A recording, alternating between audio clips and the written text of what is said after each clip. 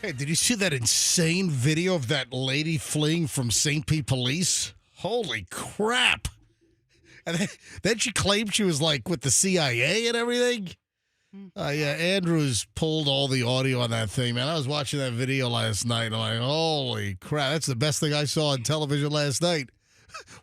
Was this nuts? You see the front wheel after they pit her and they're trying to stop her? Yeah. And then there's a claim that they saw a gun and they opened fire on her. Yeah. Listen, you know, you don't even need to see a gun. Just the fact that she's trying to ram police cars, that's enough. That's enough to open fire. And she's alive, like non-life-threatening injuries. She's in the hospital, and apparently she's gonna be fine.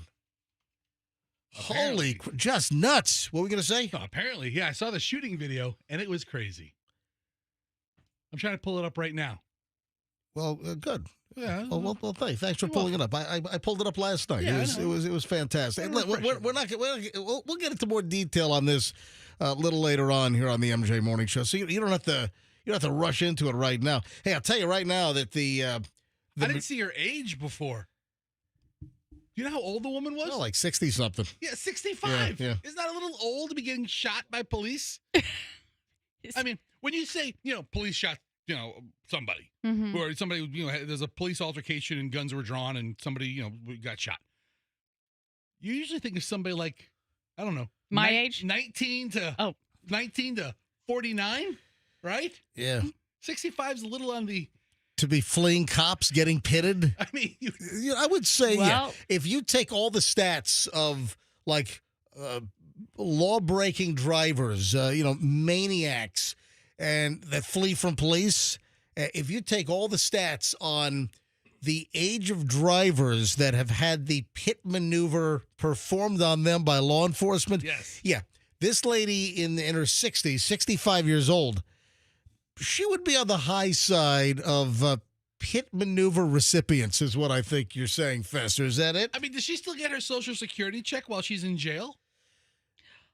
So she gets... I don't know if she's decided to take Social Security at 65 or whether she's waiting to maximize that benefit, waiting till 70 or so. I always heard take it early. No. Who told you that? That is not accurate. My guy looked at me and said, "You're going to be dead soon. Take it as soon as you can." Yeah, it's based upon your life expectancy. The amateurization over time, right? Waiting till 70s. That's a big gamble. But why would you not? If you're telling everybody to take the lottery and lump sum earlier, why wouldn't you go and take your SSN earlier? Because the payout is greater, and in most. But if you're going to die and not get it, then. Yeah, listen, I'm not factoring in Fester being obese and dying early. You got to factor in everything. But that's a factor. For most people, the experts recommend that you wait to take Social Security as late as you possibly can. Anyway, this woman at 65, turns out she emailed me recently that she loves Michelle on the MJ Morning Show. Oh, yeah. Yeah. That's great. Yeah, and unfortunately, she's incarcerated right now. She might be I think she's chained to a hospital bed, but I'm going to count that as incarcerated. Where is she now? Is she still in the hospital? Or as the British would say, is she still in hospital? Or is she in the Pinellas County Jail right now? I don't know. What's her name? Di Filippo. Mm-hmm. Come on, D. Yeah. No. Her first name's not D, and her last name Filippo. Oh. Her last name is Di Filippo. Oh, her first name is Marina. How awkward is that? With D. You have two first names. All right. We got to play the audio later on because it's just insane. The video is crazy. Does it say where she is right now? This one doesn't, but I'll see if I can't find one that does. I mean, they opened fire on her. When we listen to the audio later on, I mean, just bang, bang, bang, bang, bang, bang, bang, bang. And didn't obviously land any crucial shots on her. Yeah. So, find out where she is. But, big fan of the MJ Morning Show, this D. Filippo. Yes. And she loves Michelle on the show. There she is on TV right now. She's no, that's not her. That's some other wacko. That's a sentencing. That's some other wacko. All right. A lot of things happen. But I'll tell you what, I'm sure if she were not in trouble with the law, she would love this. The new Michelle. Yeah, let us know. Should Michelle stay or go from the MJ Morning Show, where she's stepped up with the vacancy we have and our mission to permanently fill the position? There are people that want Michelle to be the permanent fill-in. Oh, I got an email so most of the email is very, very positive. And it was a direct message. And it's not negative. It's nothing negative about Michelle, but they're calling me absolutely crazy. So we'll get to that later on. And I see the point, but it's nothing negative about Michelle's performance because it's 99 percent. And some of the negatives I'm getting, I know, are like just like jokers that are instigators, trolls, and it's very few. It sounds like you're backpedaling over there. Like I got Bring it. I got a message, not a message, but I got a comment on my Instagram like at 11 o'clock last night. And I'm like, I know exactly who's sending the negative message. It's like, who cares? Yeah, no, What are you doing? Thank you, Fester. Who cares? cares? But I'm just pointing it out. You can get 1,000 compliments and have one person insult you, and all you'll think about is the listen, one insult. Not me, buddy. Yeah, I know, right? Brand new account, No. following 3 people, one post. It's like, come on, it's like a troll that just started an account to dig. Give me a break. Yeah, I mean. Why waste your time? Why give you a break? You deserve no break. So it is 6:08. But don't I, Fester? Bust his chops, people. It is 6:08 at the MJ. Listen, I don't care. Bust my chops all day long. I love when people bust my chops because more times than not, it provides good content for the show. Uh-huh. I don't mind a little self-deprecation here on the MJ Morning Show. All right, 6:08. You ready for the latest Jimmy Hoffa's Alive story? Oh, I'm sorry. No. I'm correction. What? No. Hang on. He can't. Jeffrey No, Epstein. no. I botched that up. Michael Jackson. No. I botched it up. Prince. No. Are you ready for the latest where Jimmy Hoffa is buried story? That's very different than what you first said. It is. I'm sorry. What's going on inside your brain? It's early. I'm sorry. I misspoke. I corrected myself instantly. Isn't he supposed to be buried like a football stadium or something? Well, come on. There have been a million stories as to Jimmy Hoffa. No, Or in the vault. I read a story last night. We have a new angle on where Jimmy Hoffa is buried, so we'll get to that next. Oh, and 200 cows disappeared, and there are no leads. Mm. Oh, wow. It's cold as a cow's teat. What is it cold as a witch's? Yeah, cows actually are but pretty warm animals. But I could say teat because I'm talking about the cow. But I think you know what I'm talking about. 200 cows, poof, gone. So this is crazy. And Jimmy Hoffa, where is he? All right, hang on. We'll tell you next. And I'm sure I'll squeeze some other crap in on the MJ Morning Show. Q105, 104.7 FM. Traffic's on. Here's Shriner back in a minute. Good morning.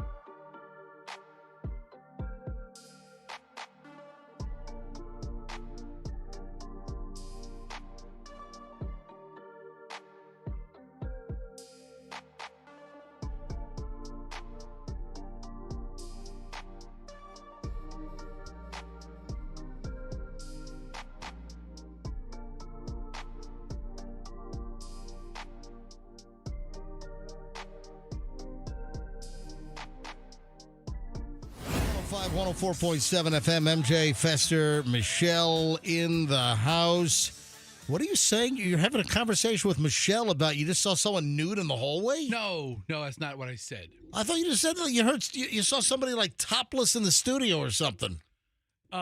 Sort of. Our dear friend, Meredith, is wearing... Our dear friend, Meredith. Yeah, Meredith. I saw her in the hallway, which, don't get me wrong, seeing Meredith every morning is certainly one of the highlights So of you're saying here. that Meredith was just topless in the hallway? No, but she's wearing like a denim little coat, like a denim little jacket, and then it's open in the front, and she's wearing is it nude color? What is it called, Michelle? Like a tan, beige? Nude. Nude? Yeah, a nude. I mean, I'm assuming based on your description, it's nude. It's a nude. It's the color of her tube top exactly matches the color of her skin.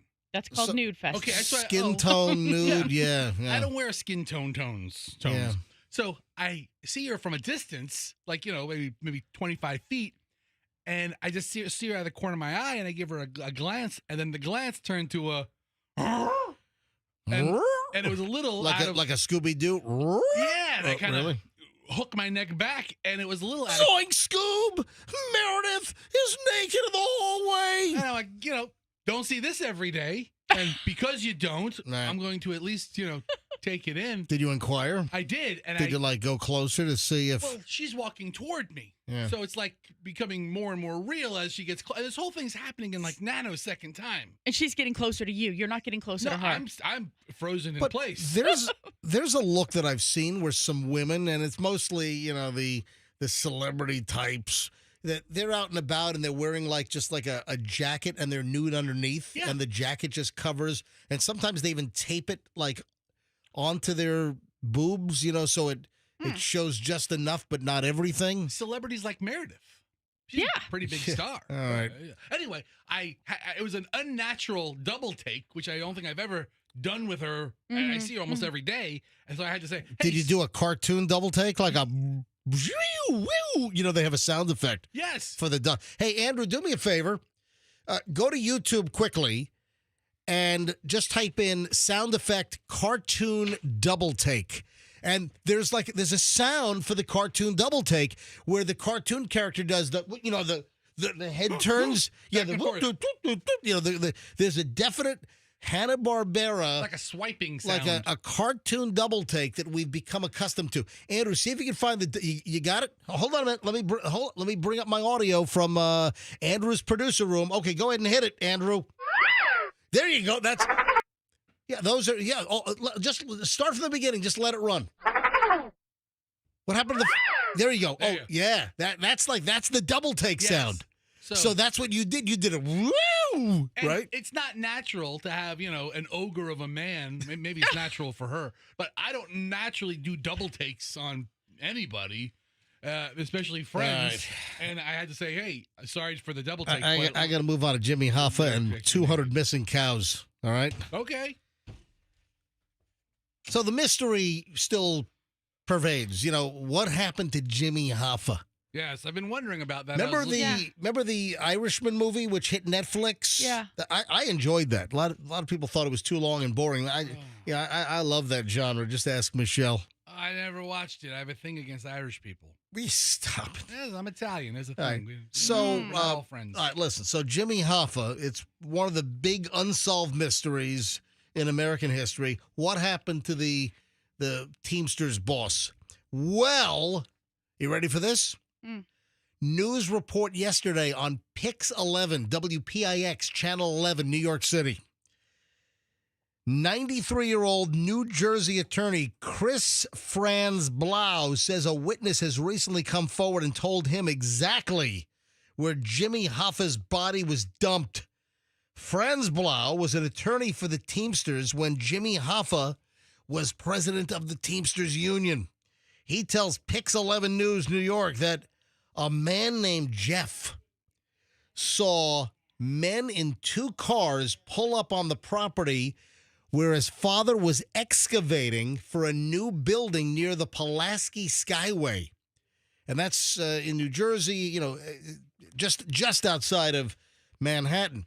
According to Franz Blau, Jeff said, I saw from where I was the body taken out of the trunk of one of those cars. I saw them put it in the excavation in the ground. One was a black Cadillac with Michigan plates. Oh, ho, ho, ho. We'll get back to Michigan in just a moment. And, of course, Hoffa vanished in 1975 in Michigan. He was going to meet up for lunch. Apparently at the then famous, it's gone since 1996, the Marcus Red Fox restaurant. And that's where witnesses say they last saw Jimmy Hoffa, was at this Marcus Red Fox restaurant, which is in Bloomfield Township, Michigan, which is just out, it's a Detroit suburb. Yeah. And that's where it's claimed that they saw Jimmy Hoffa last. And he was supposed to meet a Genovese crime family mobster, Anthony Tony Provenzano, for lunch, and then he was never seen again. Hoffa reportedly called his wife that night to say no one had shown up for the meeting, but he was never heard from again. So he was supposed to meet them at the Marcus Red Fox, and then the story goes is that they capped him in the parking lot. They got him on his way back out to his car? Never got inside for the shrimp cocktail or the sirloin. That he was capped out in the or he was stuffed in the vehicle, then capped. And now this guy's saying that then the body was driven, apparently, to Jersey in the trunk of a black Cadillac with Michigan plates.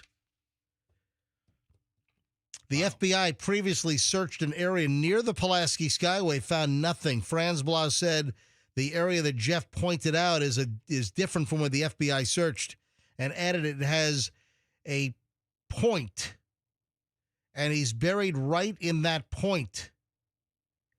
The area is at the end of Broadway in Jersey City near the Hackensack River next to the Pulaski Skyway. When Franz Blau was asked, what does he feel that he can tell you now? Franz Blau replied, everyone's dead now. That's the only reason why he can speak now. Anyway, this guy, Franz Blau, is 93 years old. He's still a practicing attorney in New Jersey. Yeah, he's an old man. Yeah. Thank you for that analysis, Fester. Yeah. I couldn't have determined that without you. Yeah, it was more rhetorical than anything else. Thank you. Anyway, how about that? So it's like every like year or so, there's like some new Jimmy Hoffa. Will they ever stop? Yes, I think they will. This will be the last one. He's going to die, and nobody's going to care anymore about him. There are other innocent people out there that we, hope to find a conclusion on. What if I told you I don't think anybody under the age of 50 can give you more than like a sentence or two about Jimmy Hoffa? If even that, Fester. Yeah, I agree. Yeah, I think I'm fascinated by that. You might be a little more fascinated because you have Northeast origins. And, you lived next to the mob when you were a kid. I did. But also, he's out of the age range that you just prescribed. But you're in the age range of where Jimmy Hoffa was at least lore. Not Hold on.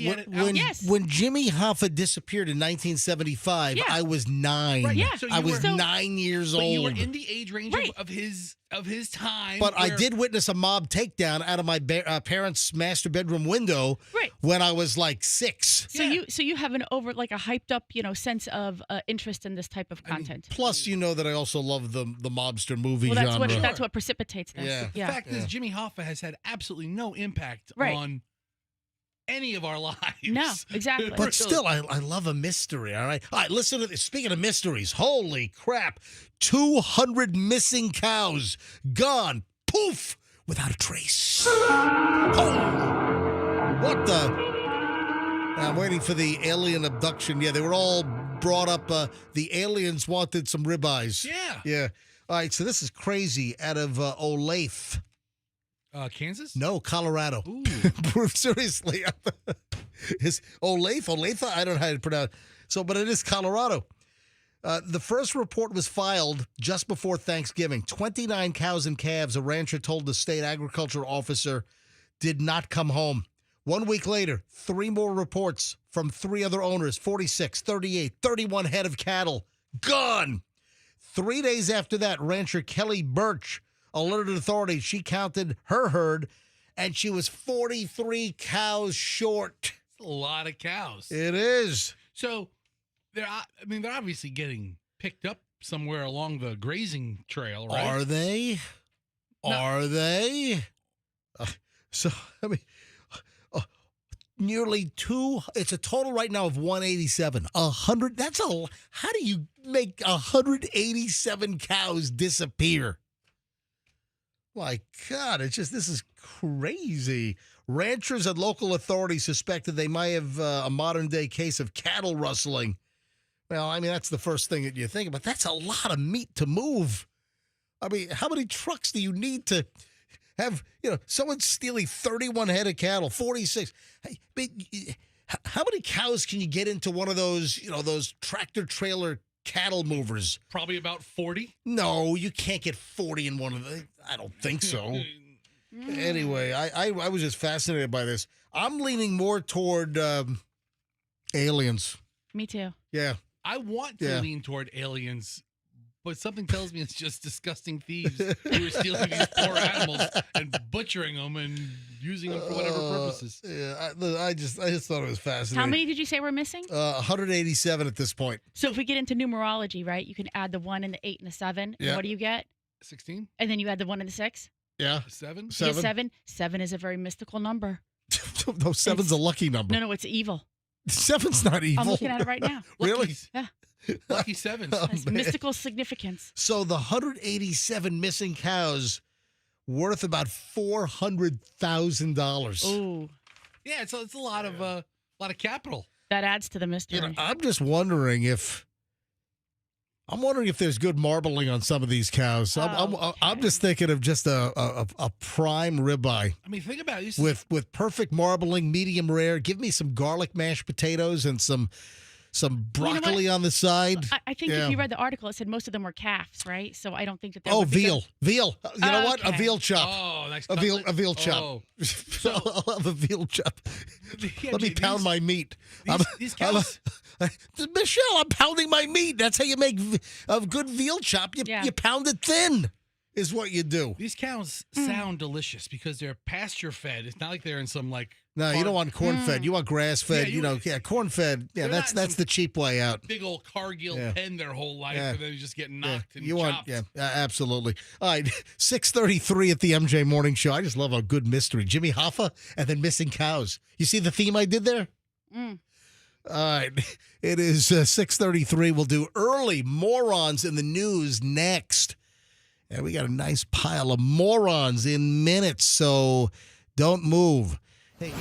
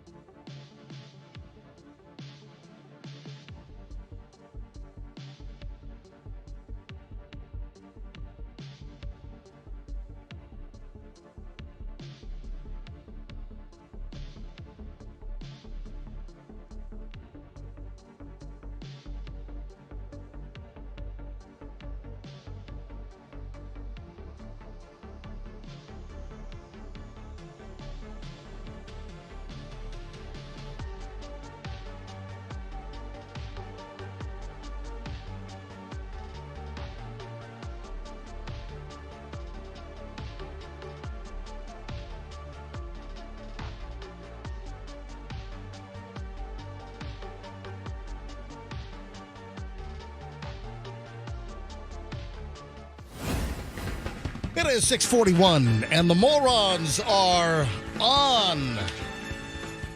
Listen to this. The vice president of Bikers Against Child Abuse has been arrested for sex crimes against children. What the hell? What? Say what? Oh, my God. You know, sometimes the worst hypocrites are like ultra involved. They're really into their organization. Yeah, Not that it's a bad organization. This is just a bad apple. This made my skin crawl. It's Buffalo, New York. The vice president of the Buffalo, New York chapter of Bikers Against Child Abuse was arrested Wednesday for sex crimes against... Are you kidding me? John Todaro, 49, of Amherst, New York, was allegedly found to be in possession of child pornography. I mean, just disgusting. Terrible human. Awful. I just wanted to touch on that because that's not only morons in the news. That's perverted. You know what his punishment ought to be? He's a biker.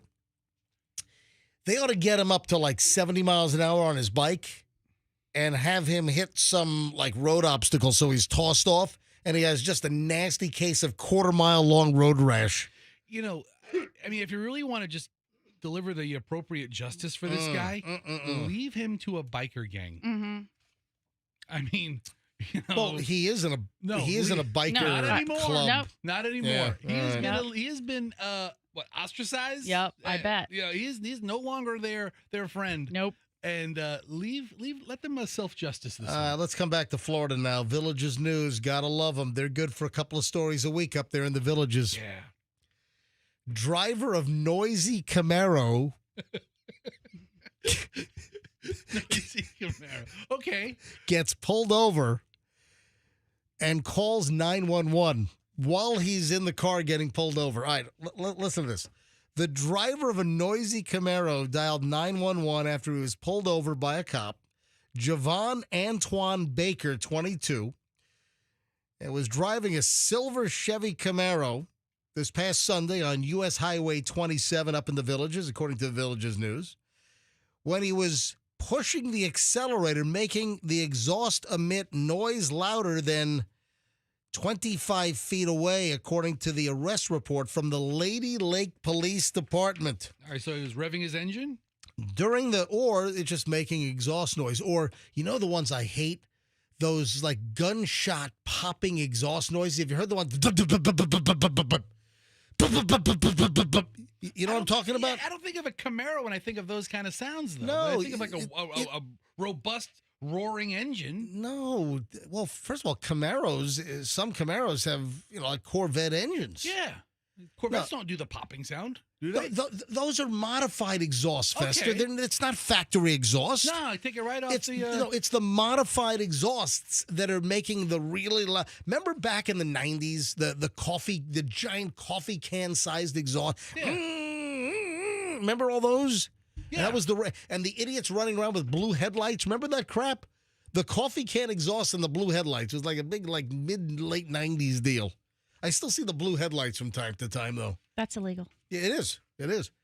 All right. So during the traffic stop, Baker became belligerent and he demanded that a sergeant be summoned to the scene. Bring me your sergeant. I mean, at least he knew the rank. That's Yeah.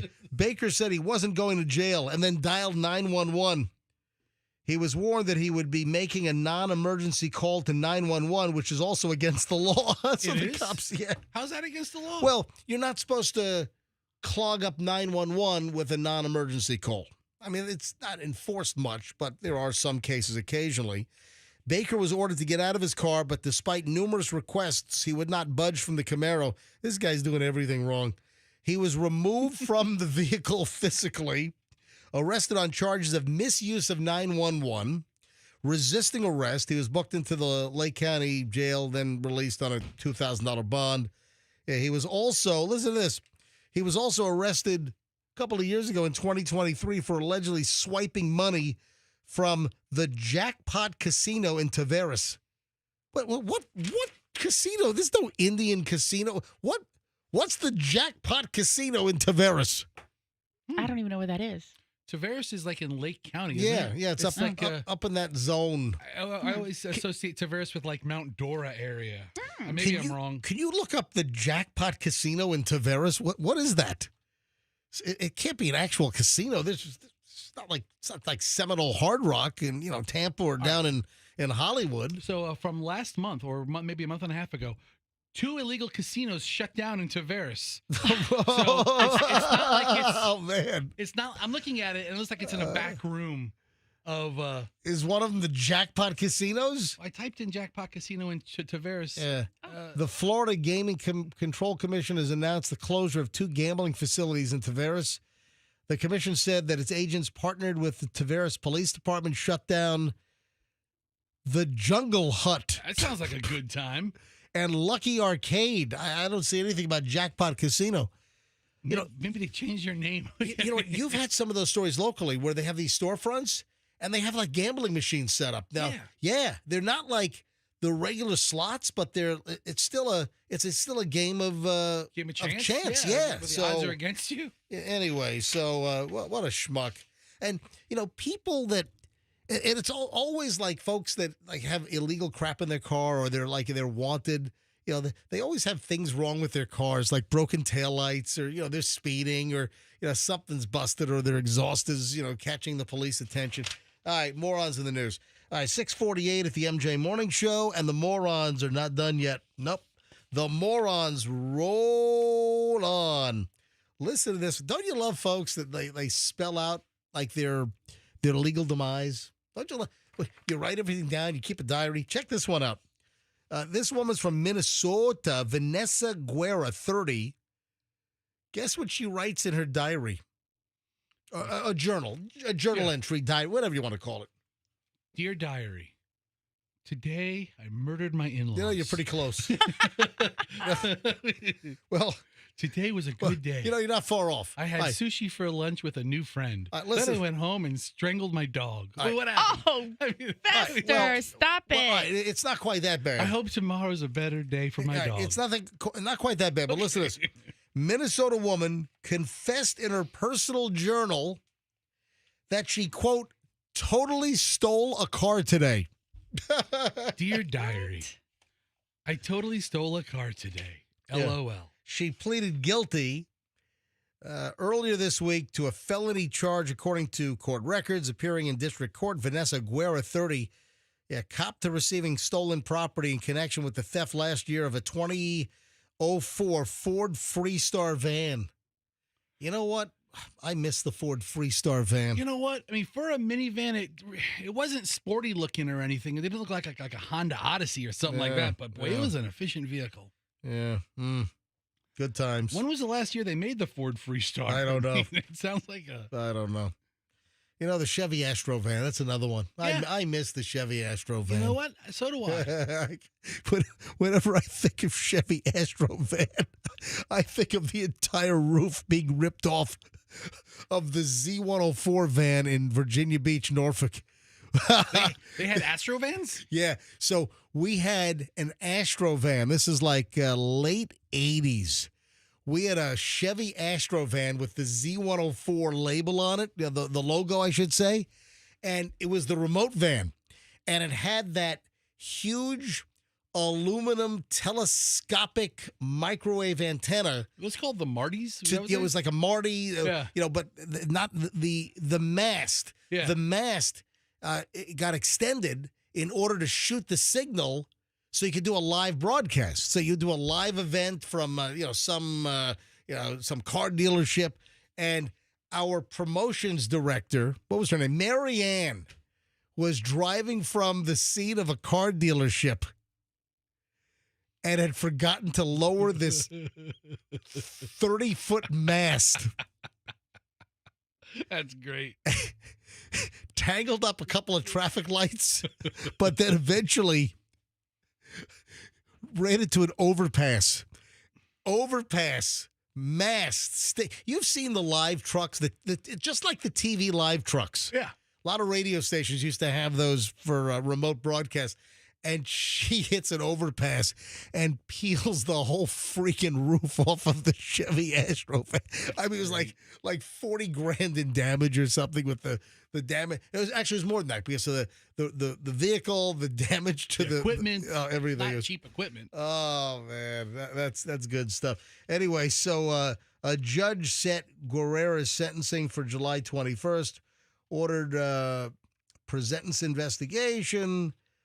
During an auto theft investigation, cops determined that the stolen van worth $2,000 had been sold for scrap. So she stole a vehicle and then sold it for scrap. At best. What'd she get? $50, $200 for scrap? The last year the Ford Freestar was made was 2007. Oh, yeah. So that was a sporty-looking operation there, wasn't it? Yeah. Anyway, the Ford's owner discovered the vehicle missing. And she wrote in her journal, totally stole a car today. Something I never thought of doing. Effing super freaking out about it. Yeah. Witnesses at the auto salvage business stated that Guerra had brought the van in and sold it to them. During the police probe, investigator was able to locate a journal belonging to Guerra, which obtained the incriminating evidence where she says, totally stole a car today. Now, can that be used against you in court? Yes, of course. I mean, if you write it in your personal journal? Yes. Oh, yeah. Okay. Absolutely. All right, 6:53 at the MJ Morning Show. That's why we call it Morons in the News on the MJ Morning Show. Hey, 6:53, when we get back, are you aware of like the gas station buddy scam? No. Yeah, this is really interesting, and this is being done. And if you work at a gas station or if you're pumping gas and you observe this, just a little heads up. It's the gas station buddy scam, and it's a way to get a free tank of gas. And I'm not condoning this, and in no way do I condone this behavior. I don't. This is illegal, and if you do it, you should be arrested. What is the gas buddy scam at a gas station? Tell you next on the MJ Morning Show here on Q105 104.7 FM.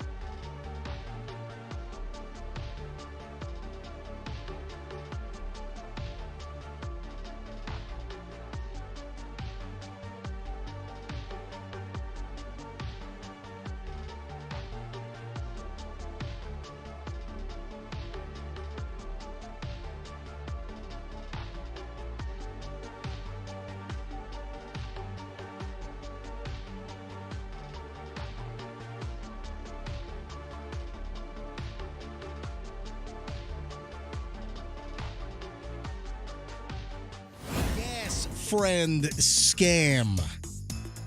Work at a gas station? Own a gas station? Do you just go to a gas station, put gas in your car? Just heads up.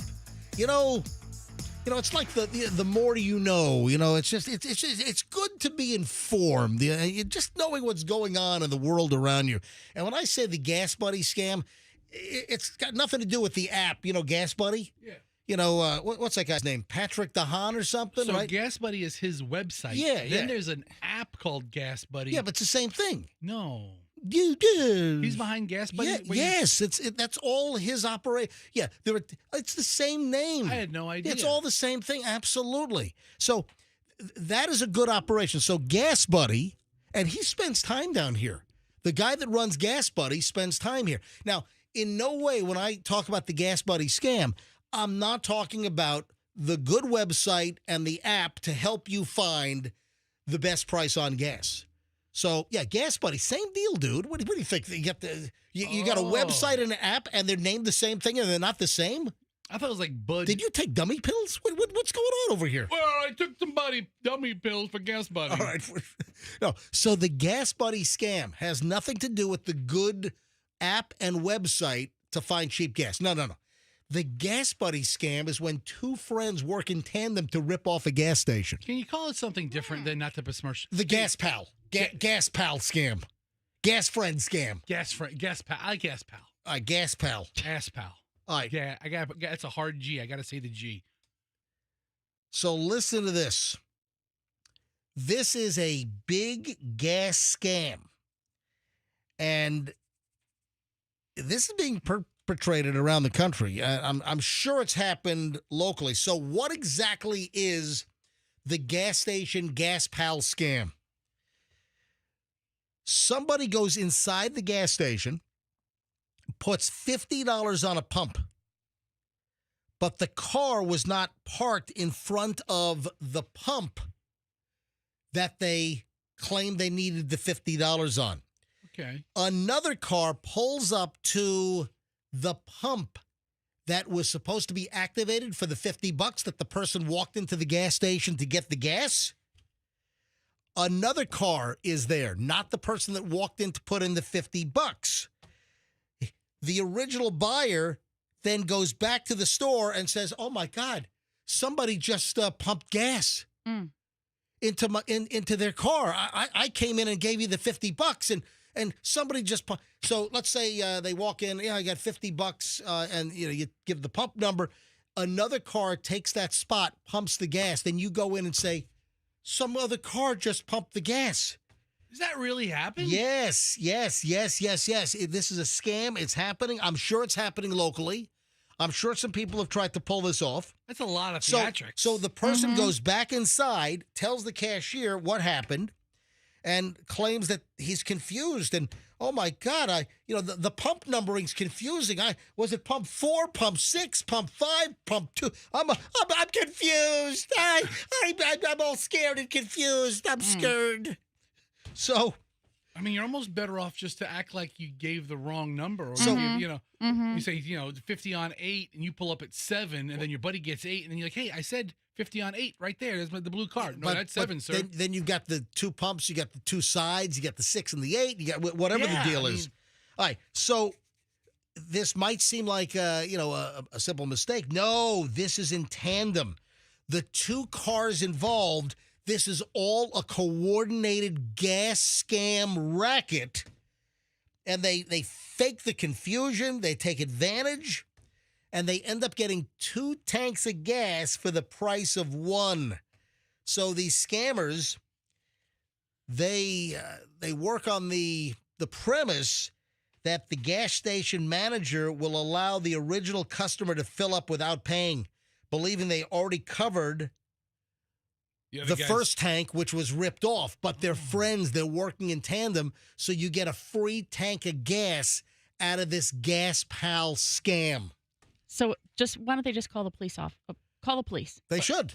File a report, make that person stand there, and file a report. Then he's going to be in trouble for filing a false police report. Let me tell you right now, the reason why I'm doing the story is not to educate people on, how to rip off a gas station. The reason why I'm doing the story is to educate folks so they're aware of this racket, this scam that apparently has recently begun. I've never heard of this one before, so I'm assuming that this is, listen, it's just human nature for some, for the grifters out there, that there's always some kind of a racket. There's always some kind of a scam.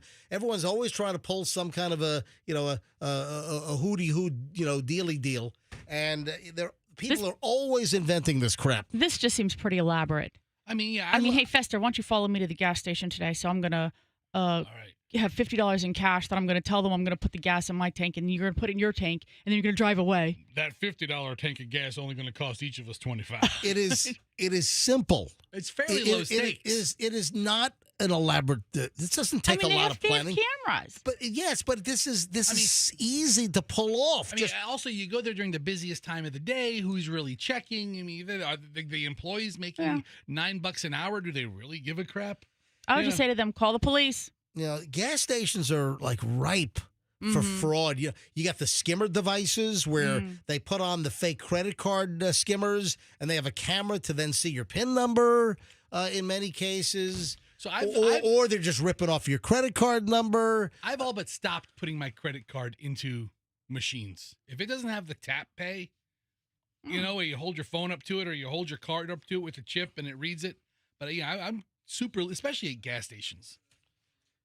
I'm just saying. So is the card not as compromised if you just do the tapping instead of the inserting? There's no entering of a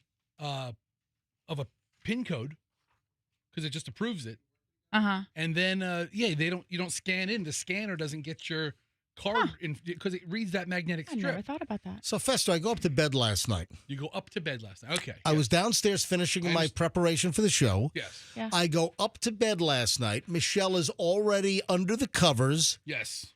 I walk into the master bedroom. Oh, wait a sec. Hang on. Andrew wants me to take a call. All right. Hang on a minute. Something happened with Michelle and me in bed last night. All right, hang on. Line 5.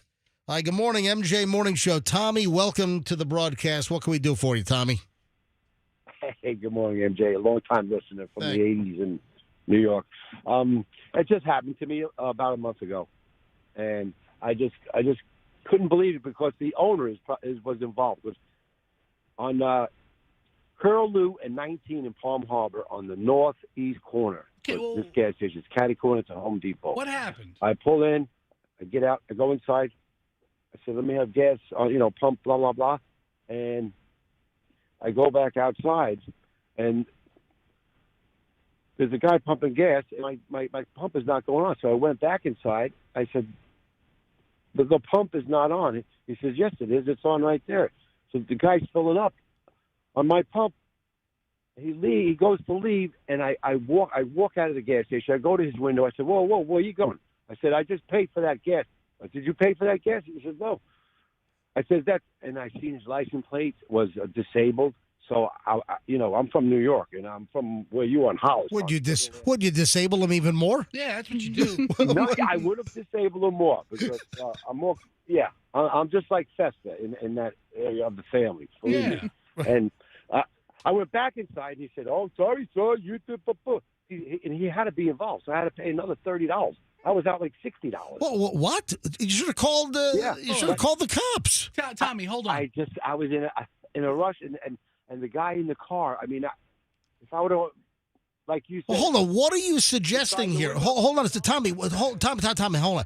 What are you suggesting? Do you think? You think the guy with the disabled license plate, did he have disabled veteran license plate? Yes, okay. Yes, but they looked like they were from the same, ethnic background. Wait. Hold on. Stand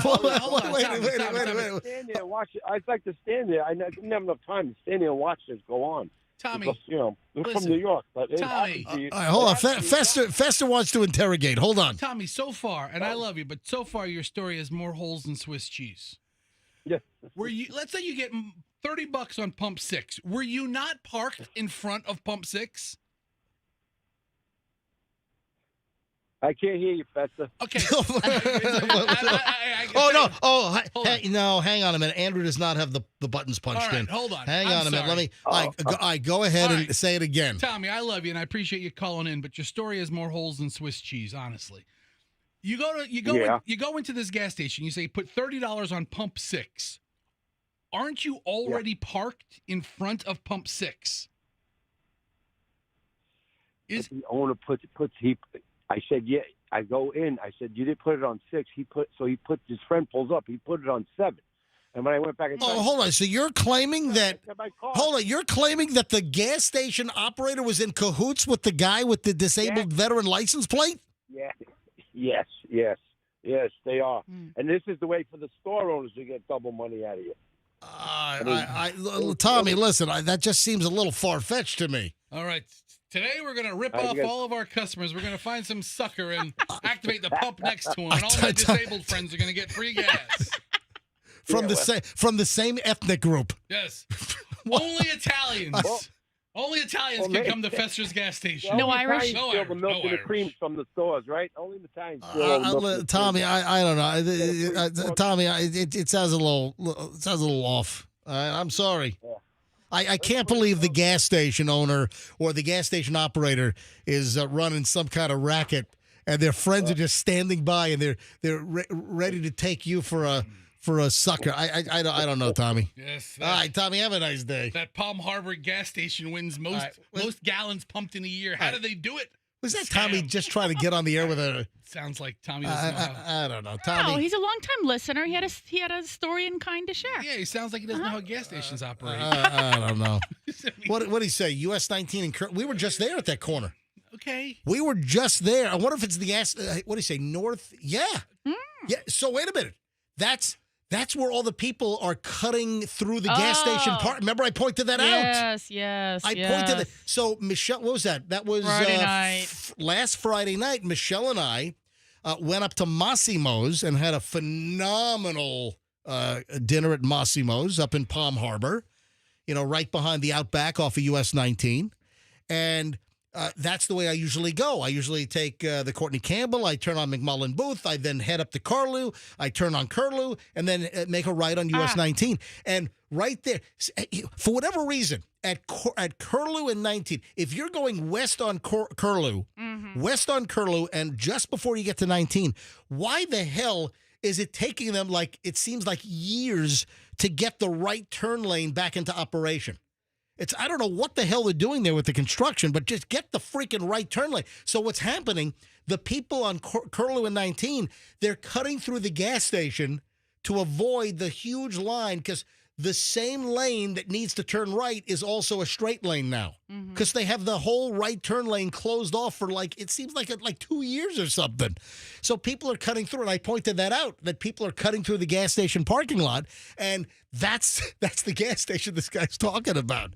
Listen, I can't believe that gas station is working with their friends to rip off Tommy.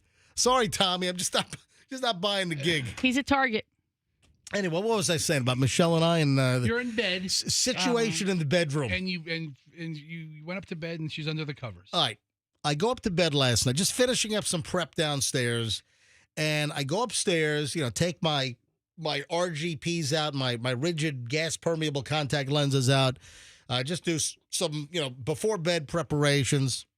I pop my Crestor for the cholesterol deal. I take a baby aspirin. My doc says still do it. Just get ready. Pop a vitamin D. So just the nighttime preparation. And while I'm getting ready to head into bed.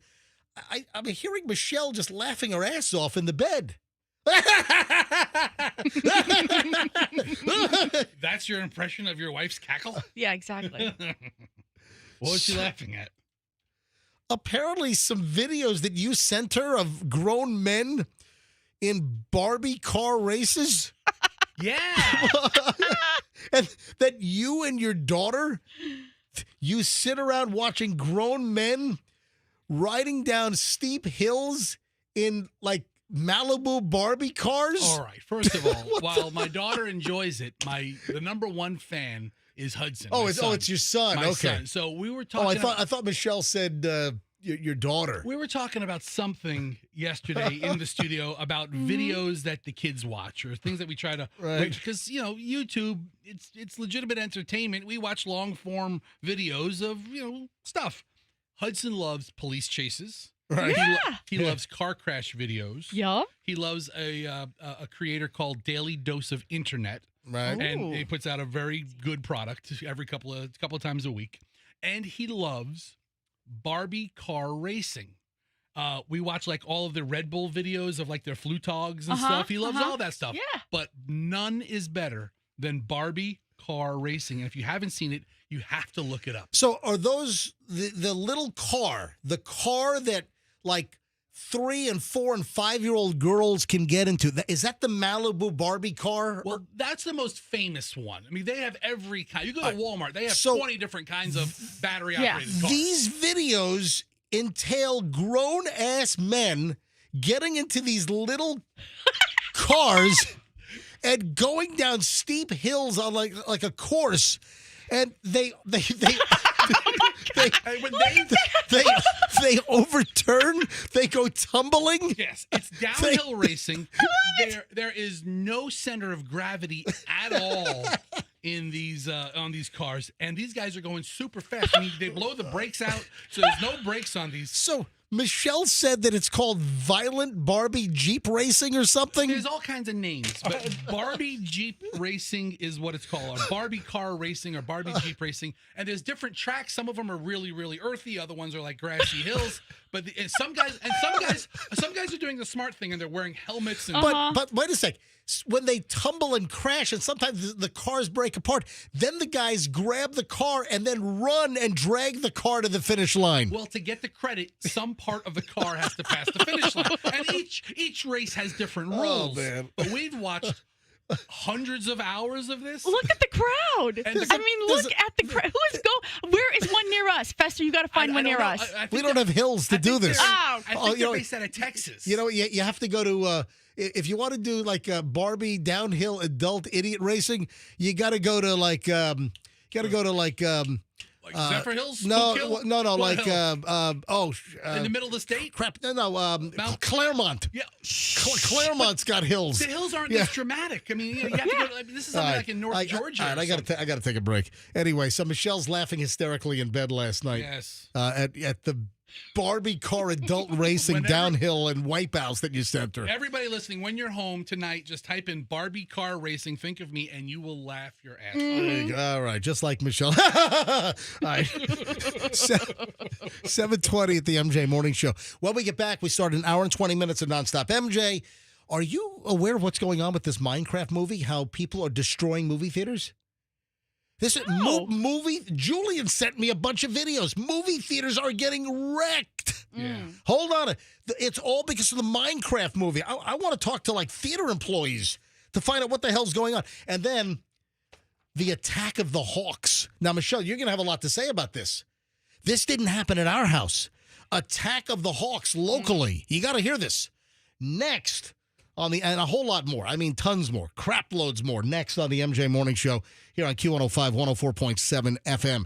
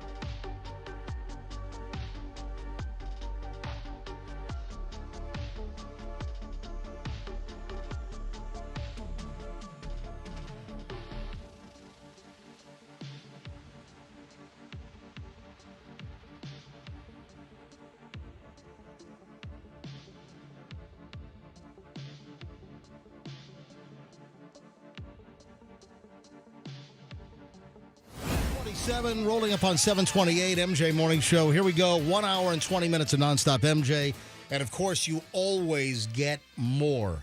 So just before the break, I said, are you aware of what's going on where the moviegoers going to Minecraft showings? Again, this is a movie that's done like over $170 million. I mean, it's a crazy number. The reviews have been god-awful, but the story is that generation... The reviews have not been god-awful. I know. Why do you keep saying that? The people who see this movie love it. Love it. The old farts who are out of touch, who don't even know what Minecraft is. Tell us what it is, MJ. What is Minecraft? Please. I know what Minecraft is. I played Minecraft with Julian a couple of times 15 years ago. Okay, great. Damn thing's been around forever. So boomers it's who this, are giving out you play this game where you build these clunky, blocky things. Listen, or at least the older version that I messed with. Mr. MJ, It's like Elon Musk's Cybertruck was designed on Minecraft.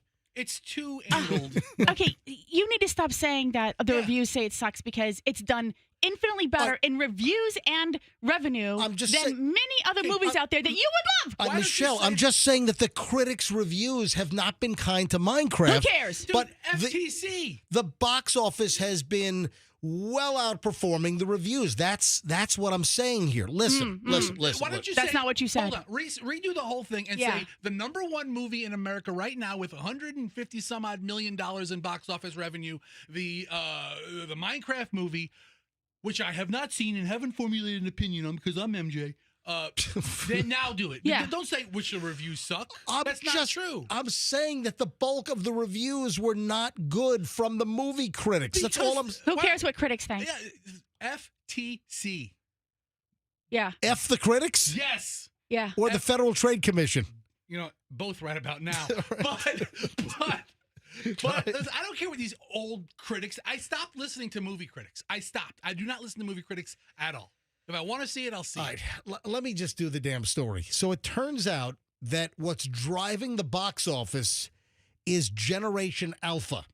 So Generation Alpha, that is the age group born, from like 2012 on? Is that Fester, bring up the definition of Generation Alpha. I think it's like 2012. 2012 to now. Yeah, to now. So you're looking at what? Up to what? 13 years old or so at this point, right? Sure. Gen Alpha? Yes. All right, so Gen Alpha has been driving the box, and we might be at $200 million or more. The international box office is even greater. So Minecraft the movie is turning into a major smash hit. In fact, the opening weekend was bigger than Barbie, if I recall correctly. Here's the deal. The moviegoers are like trashing movie theaters, and they're throwing drinks and popcorn. There are certain scenes where, oh, wait a sec. Fester just sent me a note that your theater, when you took the kids last weekend, the theater you were in was trashed? Completely trashed. Were they throwing crap during the movie? During the movie, there was stuff there from the previous movie. Oh my It's like, God. you know how usually they go through and sweep up? Yeah. I think like they just like gave up on it. And they're like, at the end of the night, we'll just do one power clean. My Oh God, my are you wading through waist-deep popcorn to get through? But you're stepping on popcorn. You know, it was like, you know, there's popcorns, and we got like the last row in the theater, so we were up like really high. Yeah. Behind us was all kinds of trash. Oh, gross, Fester. Yeah. So movie theaters are getting just janked. They're getting trashed. And Julian sent me a number of videos. Like, hang on, let me bring up my Instagram here. Let me bring up my DMs. Julian, let me see, DMs, primary, Julian, right here. So let me play. I'm just going to hold my phone up. It's just easier to do this. I'm going to hold my phone up to the microphone. So here's a scene. All right.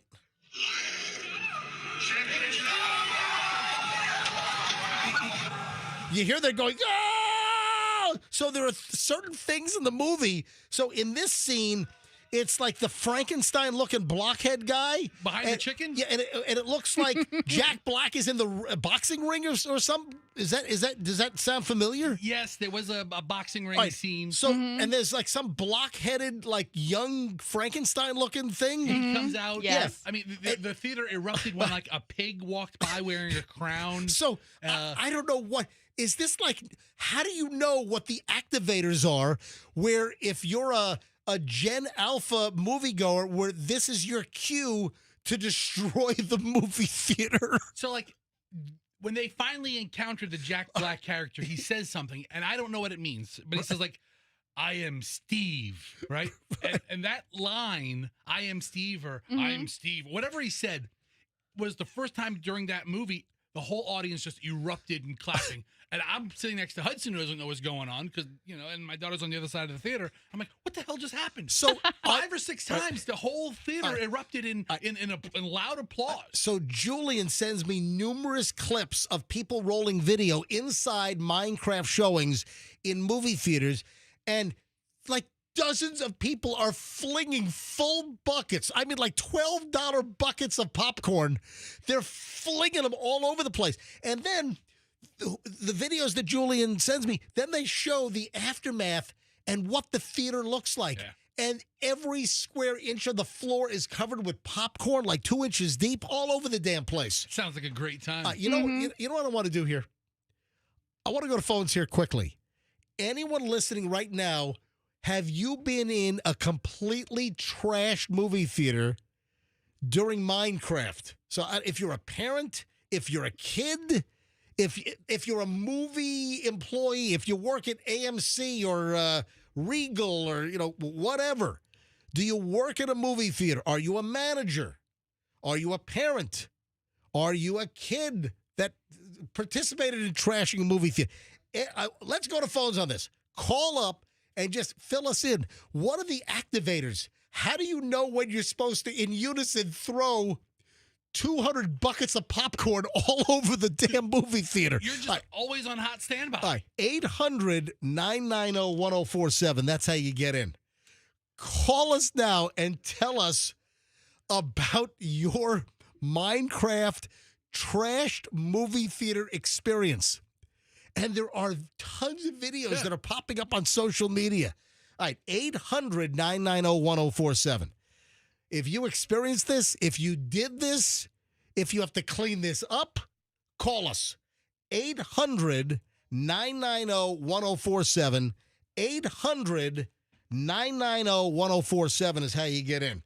All right, Fester wants me to call Hadley. I mean, she saw it firsthand, you know, and there's different activators, and people are texting me, and Hadley brought a couple of these up after the movie. Like with the pig in the crown is a nod to like a old streamer named like Technoblade or something. I don't and he was know. like, I think he died. I don't it know. It was like an homage. It was like a. All right, Andrew's screening calls right now. First of all, I'm trying to get Hadley on the phone. Hello? Allison? Yes. Hey, it's MJ, Fester, Michelle, MJ Morning Show Live. You might have heard of us. Hey, is Hadley available? Yeah, hold on one second. All right. See if she has to. You stop. Uh-oh. I think your son is getting reprimanded. Tell Hudson to shut up. You tell Hudson to shut up. Hello. Hadley? Yes, Is this Hadley? Yes, this is Hadley. Where's my hello, Mr. MJ? Hello, Mr. MJ. Well, thank you very much. All right, did you witness the theater getting trashed during Minecraft? Yeah, I did. The teenage boys next to us trashed it. What did they do? Describe what you saw. They chucked popcorn behind them. Yeah, like whole buckets of popcorn. Yeah. It was. I was like, the lights came back on, and we were shocked at how filthy the theater was. And Hadley, do you know what's going on with your brother? Is he having a meltdown? What's going on? Yeah, he wants to be on the radio. Hudson! Okay, Hadley, listen. Hold on. Get out of the car. What, are you going to push him out of a moving car? He's probably dropped off. They're driving to school. He's getting pushed out. Car. Get out of the car. He's getting pushed out at 40 miles an hour. All right, is Hudson out? Yeah, he just got out. Is he crying walking into the elementary school? Yeah, kind of. Okay. Oh, that's terrible. Now he's going to have a terrible day at school. Hudson is very jealous that we call Hadley. We never talk to him. Well, go get him. Have him come back. It's a little too late today. It's too late today, but I want you to know it's a thing. We'll call him tomorrow. He does something silly. He's like, "You gonna talk about that on the radio?" I'm like, "No, No, we're not. come on. No. Don't wreck the kid's self-esteem. Life's tough, kid. We're not gonna talk about that on the radio." Fester. Oh, great. All right, so Hadley, what causes people? What are the activators that cause people to trash the theater? Well, there's I Am Steve when Technoblade the pig walked across the screen. This is freaking foreign to me. Chicken Jockey, Lava Chicken. Lava chicken? See? And chicken jockey? Yeah. Steve sings Lava Chicken. You should really hear the song. It's just the best song ever. Can you sing a little bit of it? The little Frankenstein guy is actually like a little zombie, like a baby zombie on a chicken. All right, could you sing the song for me? Give me a little taste of the song, Hadley. Lava chicken. Steve's Lava Chicken is spicy and hot. Lava chicken. Ooh, mamacita gonna love it. Yeah. My God, I want to see this movie even less now. No, you know what? I want to see the movie now.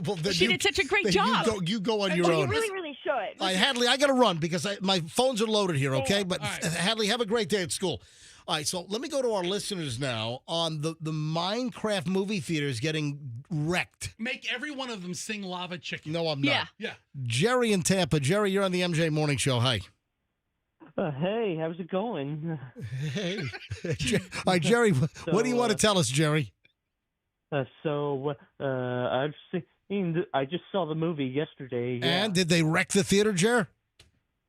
Well, I've seen a bunch of stuff around on the floors. Yeah, there was a lot of popcorn everywhere. What about Thin Mints? Did you see Thin Mints? Thin Mints. Wait, see what? Thin Mints. You know, do they still? No, it's Junior Mints. I'm sorry. Thin Mints is the all Girl right, Scout I'm cookie. sorry, Junior Mints. I apologize. So, Jerry, do you know the song Lava Chicken? Yes, I did. I did hear the Lava Chicken song. I just don't remember most of it. Okay. Jerry, did you like the movie, Jerry? Huh? Did you like the movie? Oh, yes, it was hilarious. All right, yeah. so thumbs up. Jerry, thank you, buddy. I appreciate you calling in. Thank you, Jerry. All right, Luke in Lutz. Luke, did you trash a you know what? With a name like Luke in Lutz, I bet you he trashed a theater. I bet he did. Yes? I did not. I did not. All right, Pretty strong denial. How trashed was your theater, Luke? First of all, Luke, how old are you? The theater was destroyed. They had to stop the movie like mid-movie. Hold on. Which showing of Minecraft? What theater and where was this? It was around AMC. Since I'm like 12, I have no idea where anything is. The veteran. Wait, Mom is so. Luke says I'm 12. I have no idea where anything is. Then Mom says the veterans. That's the same one I went to, Theater 14, and it was trash. All right, so Luke, you're telling me they had to stop the movie because it was trashed? Yeah, they did. Every time Steve said anything that he said in the trailer, the entire movie theater, there was popcorn buckets anywhere. There was an $18 special popcorn bucket. Everyone, boom, it's gone. You wasted $18 for 5 seconds of fun. Oh, my God. This is what I'm talking about. Luke, thank you, buddy. And listen, at 12 years old, you ought to know just basic geography. I'm just pointing that out, Luke, okay? what school are you going to? I'm going to a little private school. It's called Northdale Christian. That's All right. cool. Sounds fantastic, Luke. Thanks for phoning in. Tell Mom we said hi. Thank you for listening. One more call on this, then we got to move on. Ryan in Apollo Beach. Ryan, you're on the MJ Morning Show. Hey, good morning, MJ. Hey, something tells me you're not 12. All right, go ahead. No. I was getting ready to take my daughter there, and I've heard all this news about that and decided not to take her. But I heard that they are changing the rules of movie theaters. But, I have to What, like not selling popcorn? Yeah. No, they're not letting they're kids not in gonna without let parents. Kids in under a certain age without parents. Oh, wow. So I told you on Monday when I said that I saw tons of kids getting picked up by their parents. I've never seen that many unaccompanied 13 to 16-year-olds in a long time. Right. Yeah, the movie theaters are getting tired of it. But I didn't think about Rocky Horror Picture Show. Oh, We trashed the theaters during that. That was even before my time, really. Andrew,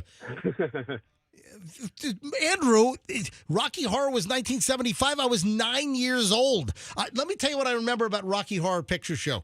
I remember being a camper, summer camper, and all of the counselors at camp, they were all into the Rocky Horror Picture Show. And that's how I learned the lyrics, because you had all these camp counselors when I was like 9, 10, 11 years old, and it was RKO Pictures and Let's Do the Time Warp. That's how I found out about Rocky Horror, is because all of the camp counselors. It's just a jump to the left. How about we play a song from, I don't know, this I am 50 not a years. boomer. I'm a Gen Xer, just like you. All right, listen, play this. Play what? Look at me. Put my All audio right, up. all right, Ready? go ahead, play this it. All right, is, all right. Listen, give me a Casey Kasem, dedicate this song to my daughter. Go. Hi, it's Casey Kasem, and now we're up to our long-distance dedication. This goes out to a very precocious little girl named Hadley, who's getting driven to school right now by her mother, Allison. For Hadley, this is for you. It's Steve's Lava Chicken. You ever wonder what happens when you mix hot lava and chicken? I did, and you're about to find out. Uh-oh. Oh, boy. This is it? That's it. They just dumped hot lava on a chicken? That's animal cruelty. Watch. Where the hell's PETA? It's not a real chicken. Smell. La la la lava. Chicken. Steve's lava chicken, yes, tasty as hell. Ooh, mama, see now you're ringing the bell. Crispy and juicy, now you're having a stack. Ooh, super spicy, it's a lava attack. Look how good it looks. And then the block-shaped chicken drops out of the ceiling? That's Jason Momoa. Yeah. All right, anyway. Okay, that's Steve's Lava Chicken. Now you know. right. Now you know. All right, thanks for the call. I appreciate it. Great talking to you, MJ. Good That morning. guy's been Bye-bye, on the line thanks. the whole time? Yeah. All right, he's still hanging with us. I forgot. All right, I'm done with Minecraft. But apparently... #1 movie in the country. Yeah. Yep. Unbelievable. You're missing out. I bet you it's #1. You got to go. This is the kind of movie where you got to go and you got to just take your brain out and just appreciate it for what it is. Yeah. You are a habitual and notorious overthinker of things. I'm going to bring chocolate sauce and honey and just fling it everywhere. Can I do that? Yes. You can do whatever you want. There's no rules. I feel bad for the movie theater operators if the theaters are getting wrecked. You know, I hope it's like permanent damage. You know, popcorn on the floor is easily swept up. What are they doing? Carving their names in the seats? No. They're throwing popcorn. All right. Apparently Andrew says there's a theater where they're throwing eggs at the screen. That sucks. Oh, yeah. Yeah, those screens are a fortune. You know, whether it's a daylight screen or a Stewart screen. You know, those movie theater screens are very, very. I know it. We just redid the theater in my house. We just put a new screen in, And it's a fraction of the size of an actual movie theater. And they're not cheap. Mm-mm. All right. How do you know? It's 7:47, by the way, here at the MJ Morning Show. How do you know if she's just not into you? So you meet somebody, maybe got some conversation, or maybe you have an acquaintance you're trying to get to know a little better. Whatever the story. How do you come up with a scenario of meeting a girl, a woman, whatever? How do you know that she's really just not into you? I'm going to give you a few of the red flags, a couple of the signs that you're wasting your time. She's just not into you. And this is according to a relationship expert by the name of Blaine Anderson. And these are some hot tips here. She says that if a woman says to a guy, I just don't want to ruin our friendship. I got bad news for you. That means she just does not want to get in your pants. Yeah, all right? She is. Well, maybe it's a little harsh. No, that's exactly right. If somebody says they don't want to ruin my friendship, guess what? You just did. I'm never talking to you again. That means that she is not attracted to you, okay? Oh, I don't want to ruin my friendship with you. That means that you got no chance there. Just save your breath, move on, expend your energy elsewhere. You're just spinning your wheels. That's like number one. Oh, I just don't want to ruin our friendship. Just cut your losses right there. Just move on. Yeah, that means I am not attracted to you. I don't want to hurt your feelings. I kind of like you as a friend, and I really don't want to, jam you in the side with a garlic-tipped ice pick. That's essentially what that is. All right, what about this?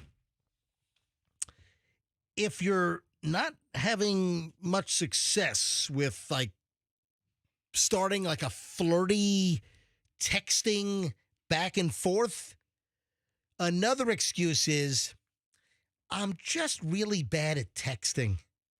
You know what that means?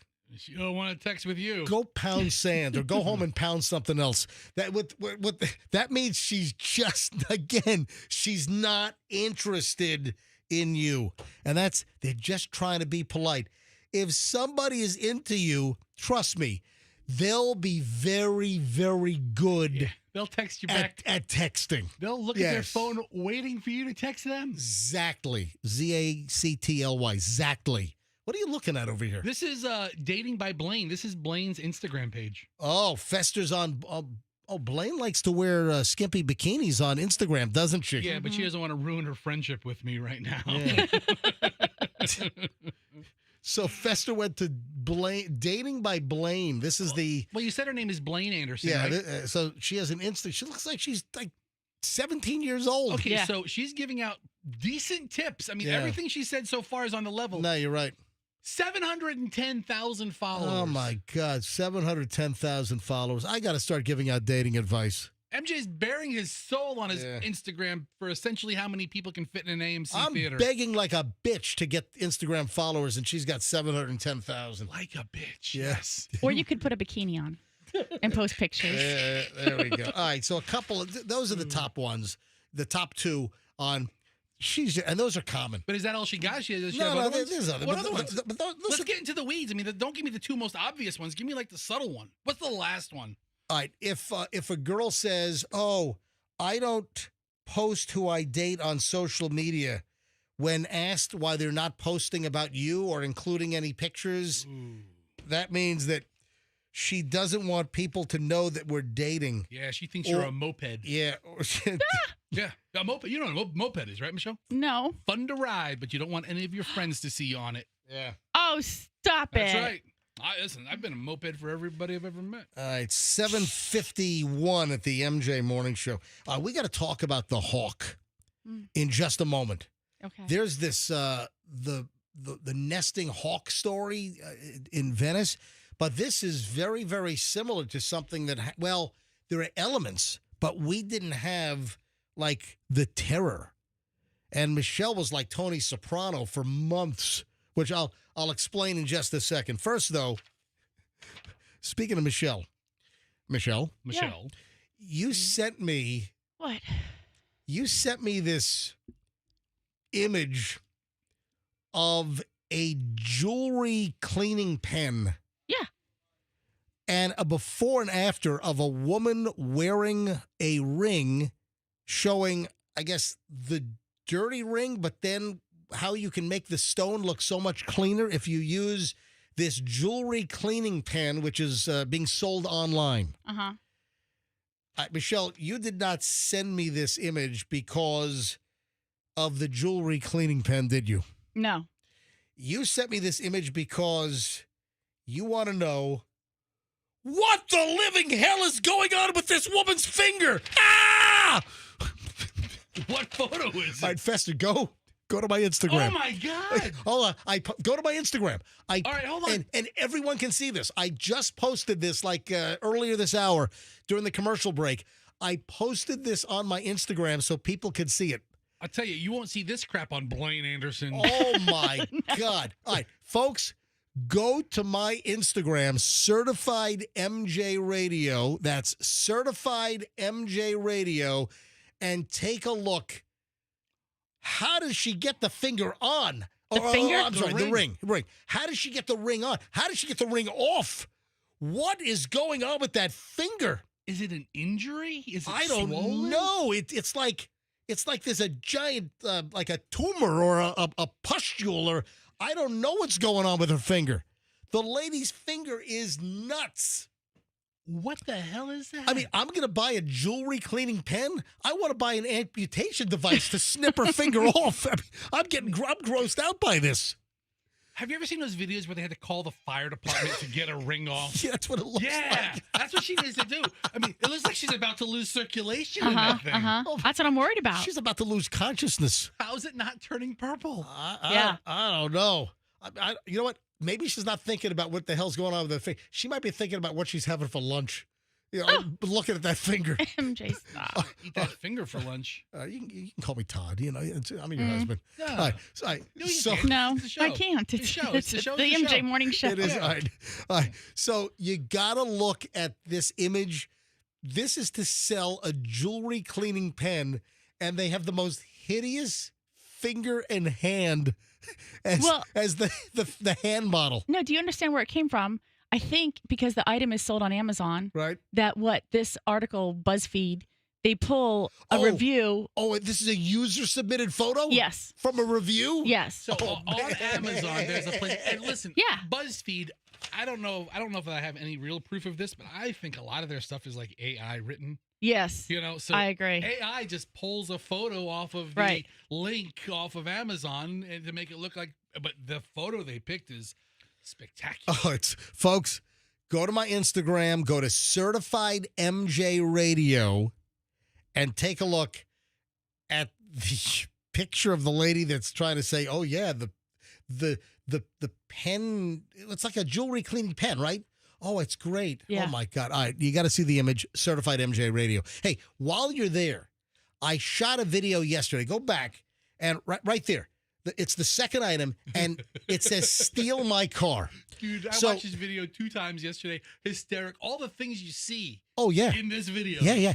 So Michelle sent me to FedEx yesterday. So I had to go to FedEx. We can say why, right? What do you mean? Why? Because it's nobody's business. Let's go. You're mailing away the urine samples? No. Michelle, why can't I tell? It doesn't matter. Let's go. Keep telling the story. I had to just went to FedEx. I had to go to FedEx yesterday, FedEx office. Okay. The one right at Kennedy and West Shore. So it's next to Fresh Kitchen. The Panera's right there. That right there in South Tampa. West Shore and Kennedy. So FedEx office. I go there to drop off an overnight letter for Michelle, and I see a car that's just running, haphazardly parked in the handicap spot, and there's no one in the car. Before I go to the FedEx, I just kind of hang out for like 2 minutes. I'm just curious. Just watching the car? Just watching the car. Is anybody going to come back to this car? And at that point, I'm like, no one's coming. This car's just running. And it's parked kind cockeyed in the handicap spot. So I'm like, this is MJ Instagram content right here. So I roll video. And Fessy, you like this, right? I was amazed. You know what really put it over the top was the back seat. Yeah, all right. So that's what put it over the top for me. I'm like, so what? So what? Back seat. This is on my Instagram. If you want to take a look at the video, it's at Certified MJ Radio, and you can't miss it because it's next to the fat finger, and then and there's a big headline that says "Steal my car." All right, roll my video and play the audio. Here we go. I'd hit it. Play. Go. Hey, MJ Morning Show, Q105 Tampa Bay, just dropping something off at FedEx office, and this car's just running. Sitting in a handicap spot, right? Just running, no tag, no placard. Look at that. Car seat in the back. Luckily there's no kid in here. Car's just running. Oh, man. And people want to know why cars get stolen. Just running. No one here. Unbelievable. So I run inside of FedEx to drop off the package for Michelle, and there's no one else in there. So it's not even a customer of FedEx. Where the hell did they go? Did they go into Fresh Kitchen? All told. You know what this was? What? I bet you it was like a food delivery driver picking up like a DoorDash or an Uber Eats. I don't know. But listen, all told, me waiting there, watching to see if anyone's going to come back to this running car, which is parked like an ass in the handicap spot. No handicap placard, no disabled license plate, nothing. And all time in, probably me waiting and seeing if anyone would show up, then me rolling video, then me going into FedEx, waiting to get my scan and then get the little receipt for Michelle's package, and then me going back out to the car and then walking back in to FedEx saying, hey, anybody in here? Is this anyone's car? I was the only one in there. So they came out and they saw the running car. They're like, I don't know. So 7-8 minutes to leave a car running with no one in it. It's just ridiculous. You know, I don't know what the story is. Dale Mabry Highway, especially south of the interstate, kind of by this Kennedy area, has a reasonable amount of people just kind of walking the street. Oh, yeah. Oh, I see them all the time. Not streetwalkers. That's a little different. That's over by Nebraska. You know what? I don't see, every once in a while, I see a clear hooker walking on Kennedy. Oh, yeah, absolutely. But it's maybe like once or twice a year. Really? Yeah, I've seen some. Yeah, it's not like Nebraska, like what Fester's saying. Not like that. But there's plenty of people, especially during the daylight hours, who are walking because they don't have a car. You got vagrants. You do have some bums and vagrants that do cruise, and every once in a while there's a hooker, but it's not often. You put this. It's a fairly decent looking Acura. It obviously has at least a quarter tank of gas in it. Wow. I'm taking it out. Wow. All right. So the video. If you want to see the video. If anyone knows whose Acura blue TLX this is that a TLX? Is that I'm not an expert on Acura. Oh, you're not? But I think it says TLX on the back. Anyone want to see the video? Go to my Instagram, Certified MJ Radio. Leave a comment. If you have any information, leave it or DM me. Love to know. Certified MJ Radio. That is Certified MJ Radio. Guess what time it is right now? That is correct. It is Meow Mix time here on the on the MJ Morning Show. All right, Cash Kitty time. Your shot at $1,000 right now with the Cash Kitty. This hour's word is group. That's GROUP, group. Right now, text the word group nationwide to 45911. That's 45911. Text the word group, GROUP, before 825, and you get a shot at $1,000 cash, or you can enter it on the Q105 app or at myq105.com. So $1,000 right now. Good luck. And then there'll be another shot at $1,000 at 10 o'clock. Another shot at another grand at noon. Then at 3 and 5 o'clock today. So multiple times a day. Just listen to Q105, listen to the MJ Morning Show, get the little keyword, then you text it, and sit back and see if you're picked by the computer to win $1,000 in cash. Someone wins every single time with our group. The word is group, as in group contest. So good luck from the MJ Morning Show and all of us here at Q105, 104.7 FM. The Hawks and Michelle. This is very close to you because, was it a year ago? Yes. What exactly a year ago?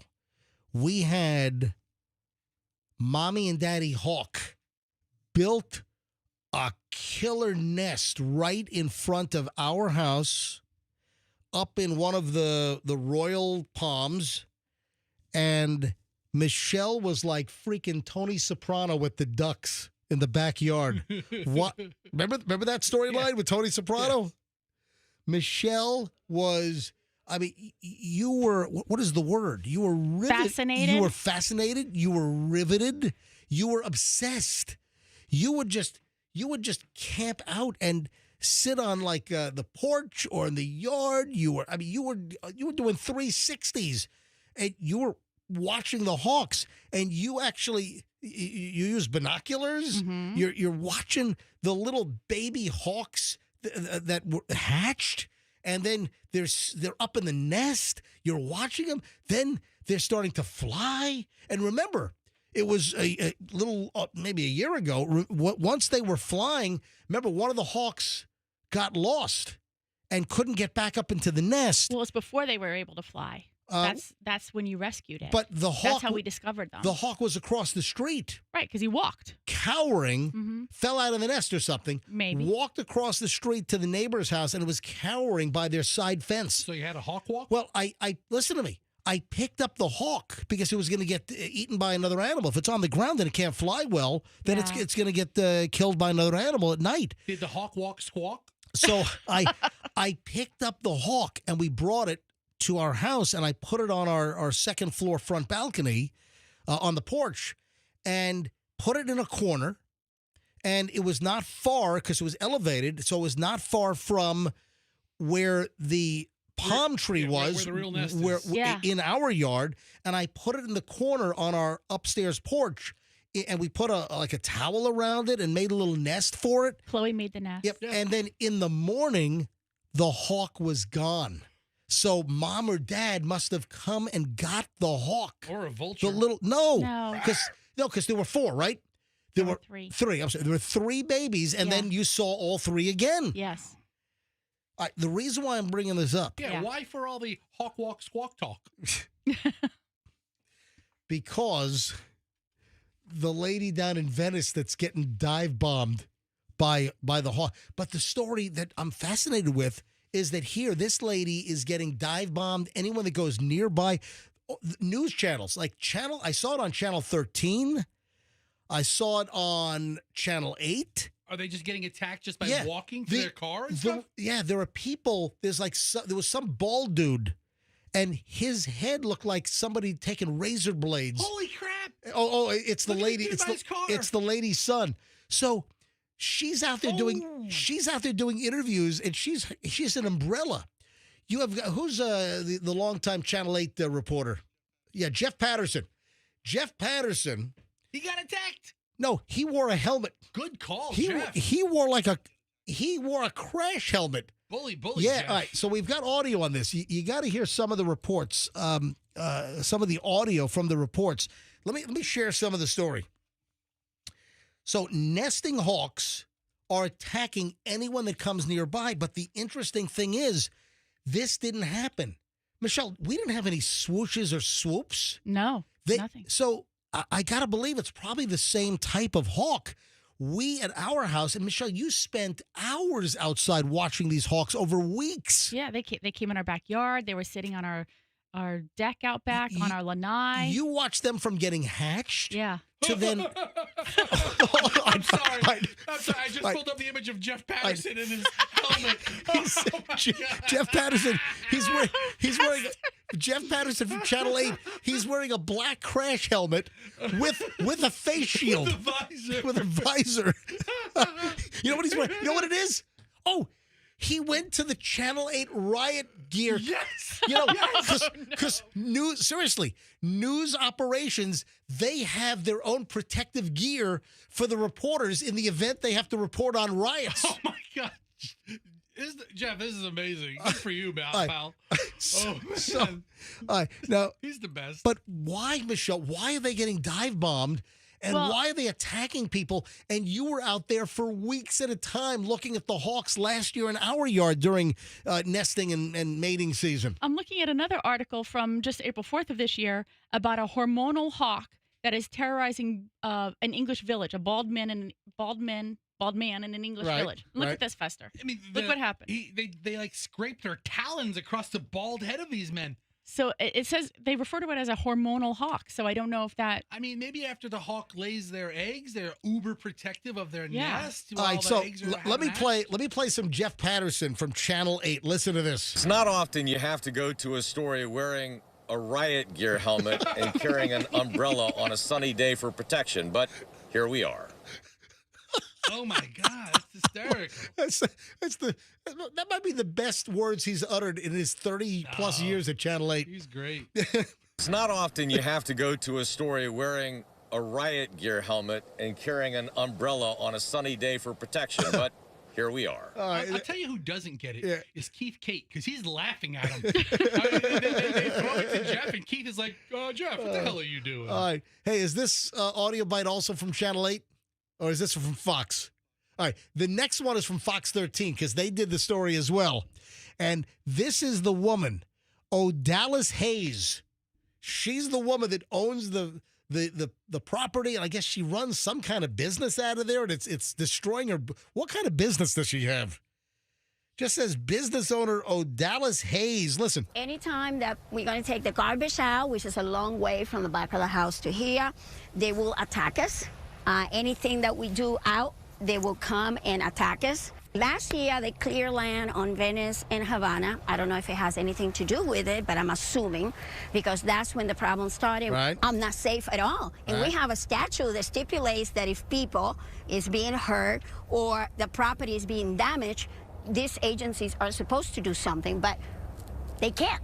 So Florida Fish and Wildlife Conservation Commission went out and like their agents got dive bombed and attacked. Her lawn guy, the city water guy, and the Florida Wildlife Commission guy all have been attacked by the hawks. The deal is that they're federally protected. So you can't do a thing.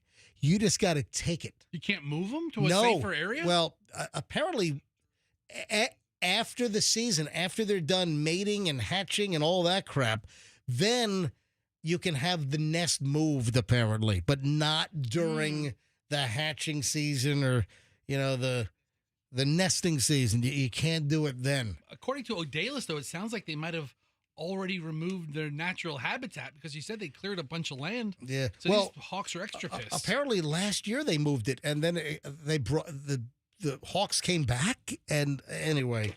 But we had the nesting hawks at our house, and we had none of this. And Michelle was like Michelle was drooling like Tony Soprano, like with the ducks in the pool in the backyard. You know what? It was just very fascinating to watch. No, seriously, you were enthralled. And also making sure, like, then you got to see them expand their flying zone, and that was all very interesting. I wonder if the hawks down in Venice, where this is happening, I'm wondering if it's the same breed of hawk that we had in our yard, or if it's a different hawk. So apparently these are red-tail hawks. Okay, no, these are red shoulder. These are red shoulder hawks. That was not ours. So maybe that's it. Maybe the hawks that we had are not predisposed to trying to murder humans. But don't you remember we would come home and we would see either the mom or the dad standing on the branch, and they were eating what they had just captured. Yeah. And then like it looked like a chicken leg, Fester, but it obviously was not a chicken leg. It was like bird. A pigeon leg. Was on on our walkway walking up to our steps. I mean, birds eat birds, man. Yeah, it was very interesting. Yeah. Hey, why did one of you guys ask me to pull the People's Court music? Who asked me for People's Court? I did. Why? Yeah. You told me to do a story. Which one was it?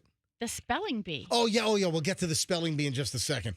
No, I forgot. Yeah, don't act so surprised, Yeah, Michelle. Michelle told me we need the People's Court music. Oh, you heard about the local spelling bee controversy? No, I don't follow spelling bee drama. Yeah. We'll get to that in just a second. First, though. Don't get me wrong. I like to watch a bunch of homeschool kids stand there and get stuff right. First, but though. you don't follow spelling bees. You know the band Weezer, right? By Weezer. Is that their biggest hit? Well, Beverly Hills was also Yeah. pretty big for them, right? The other big song for Weezer was... All right, so not a top tier act by any stretch, but they had a couple of big hits. Do you know what's going on with Weezer? What are they, like the Rock the 90s tour? No! What? The bassist's wife was shot by police after she comes out with a gun. This is insane. Is she like dead? No. What they missed? Listen to this. Were they clipper? Well, from TMZ, it's all over the place. Weezer member's wife shot by cops in shootout and then booked for attempted murder. This is insane. The wife of Weezer bassist Scott Schreiner. By the way, it's the brother of our traffic guy, Schreiner. Yes, that's right. Yep. That's right. Schreiner's brother. Was shot by cops during a wild chase in Los Angeles. Or our traffic reporter's sister-in-law. And then she was booked for attempted murder. California Highway Patrol and LAPD officers responded to a hit and run Tuesday afternoon on a freeway winding through the Eagle Rock neighborhood of Los Angeles. 3 suspects fled the scene on foot. One bailed out of his vehicle, climbed over a freeway embankment, ended up in a residential street. The suspect stripped off some of his clothing, trying to blend into the neighborhood. It didn't work. As cops scoured the area, officers went into the backyard of a house where the suspect had fled. Scott's wife, Scott Schreiner, the bassist for Weezer, his wife, Jillian Lauren, emerged from the couple's house next door, gun in hand, and it's unclear whether she fired. Officers yelled at her, "Drop the weapon!" Cops said that she ignored multiple commands. LAPD said that she then pointed the weapon at officers. They fired, hitting her in the shoulder. She then ran back into the house with like a bullet wound. 30 minutes later, Lauren and her babysitter emerged from the house with their hands up. What the hell? Law enforcement tells TMZ that the bassist's wife for Weezer was taken to the hospital, treated for non-life-threatening gunshot wounds, later booked for attempted murder. L.A. police officers recovered a 9mm handgun at the residence. The original suspect was apprehended. The other 2 are still on the loose. Wow. Hold on a second. She's just an innocent person in her house coming out with a gun to protect her property? Apparently so. Almost got smoked by the cops. And they're charging her? Well, because she's firing, apparently. Yeah, she's firing. Why? If the cops are there, if the cops are saying, all right, let's say you're trying to protect your property, you're concerned for your safety, you got a maniac running through the neighborhood, whatever. I can't even put the whole story together. But as soon as you see the police, as soon as you see... Uh-oh, wrong one. Hang on a minute. That's the People's Court. Hang on a minute. As soon as you see John and Punch, there we go. As soon as you see the LAPD and the California Highway Patrol drop the gun, they have this. I mean, what the hell? What are you doing? And then it's the bassist of Weezer's wife. That is nuts. And can I point something else out? Apparently, they're not living in Beverly. Is it a crappy neighborhood? It doesn't look too nice. I don't know. I mean, they do say Beverly Hills, that's where they want to be. Yeah, that's where they're not there, though. I mean, hell, I want to live in Beverly Hills. The Eagle Rock neighborhood of L.A. Is that off the 101? Or is that off the 405? Hang on, let me go to the map. You know, I ought to just get the Californians on the phone. How do I get to the Eagle Rock neighborhood in L.A.? You take the 405. No. You take the 10 to the 101, to the 405, to the 135. Yeah, that's what you got to do. I ever tell you about the time I went to Walmart and I had a Weezer nightmare? What? Buddy Holly, their hit song, their one hit song, or one of two hit songs. Dude, was on, we just played them. I'm telling you the story. All right, yeah. Was on repeat on the Walmart Muzak. Yeah. And I'm walking into the Walmart and they had exterior speakers and I hear Buddy Holly. I'm like, oh, okay, I like this song. Hang on a sec. The Eel Rock neighborhood is off the 134. Okay, well, I think I might have said 135. I meant the 134. I apologize. All right, go ahead, Fester. I'm sorry. You take the 2 to the 134 to get to the Eagle There's Rock. no 2. What's this road here? What? I'm looking on a map. It says 2. There's a 2. Okay. But the 2. He's also map challenged. Next to the 5 is the 2. No, the 240. 240. No, it's not the 2. It's the 240. I'm looking on a map and it says 2. I don't know. Anyway, I'm trying to make a joke. So go ahead. So Walmart had Weezer's Buddy Holly on repeat. I'm in the Walmart for 15 minutes. The whole time, the Muzak is playing. Buddy Holly.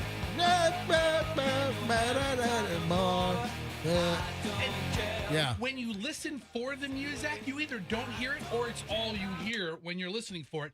And I thought I was going crazy because it's the same song. And then my head's, I'm like, oh my God, fix your damn music, Walmart.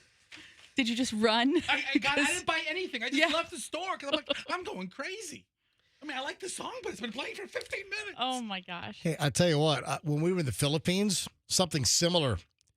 We were in the Philippines scuba diving, and before we got on the liveaboard, we stayed for almost a day on the island of Palawan in the town of Puerto Princesa, Palawan, Philippines. So we stayed on a hotel right on that little main drag, and they had a Jollibee. Yeah. Jollibee is famous. Are they from Korea or are they from the Philippines? I think the Philippines. Are they from the Philippines? All right. There's one in Pinellas Park. Yeah, so they opened up a Jollibee on Park Boulevard. On Park Boulevard in Pinellas Park. So Jollibee, they sell like spaghetti and fried chicken. What a combination! It's seriously. It's good fast food stuff. It's So different. I have not been to the Jollibee in Pinellas Park, but I have been to the Jollibee on the island of Palawan, Philippines, in Puerto Princesa. I got to play this for you. So, and also I did post. What did you eat there? I wanted to try the fried chicken. Was it good? Yeah, it was good. I had the fried chicken. Did I erase? Oh no, I think I might have erased it. Hang on. No, I didn't. All right. So I got to play this for you. So outside of the Jollibee, I don't know if they do this at the Jollibee in Pinellas Park. Did you get the Chicken Joy? What? The dish is called the item. I got a couple of drumsticks. The best-selling item is the Chicken Joy, and you get a bowl of rice. Okay. I had 2 drumsticks and a bowl of rice. All right.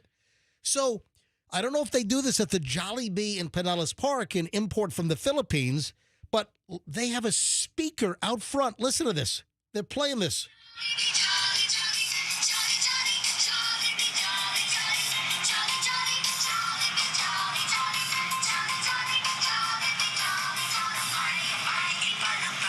It is a loop. It's a Jollibee jingle that's just on a loop.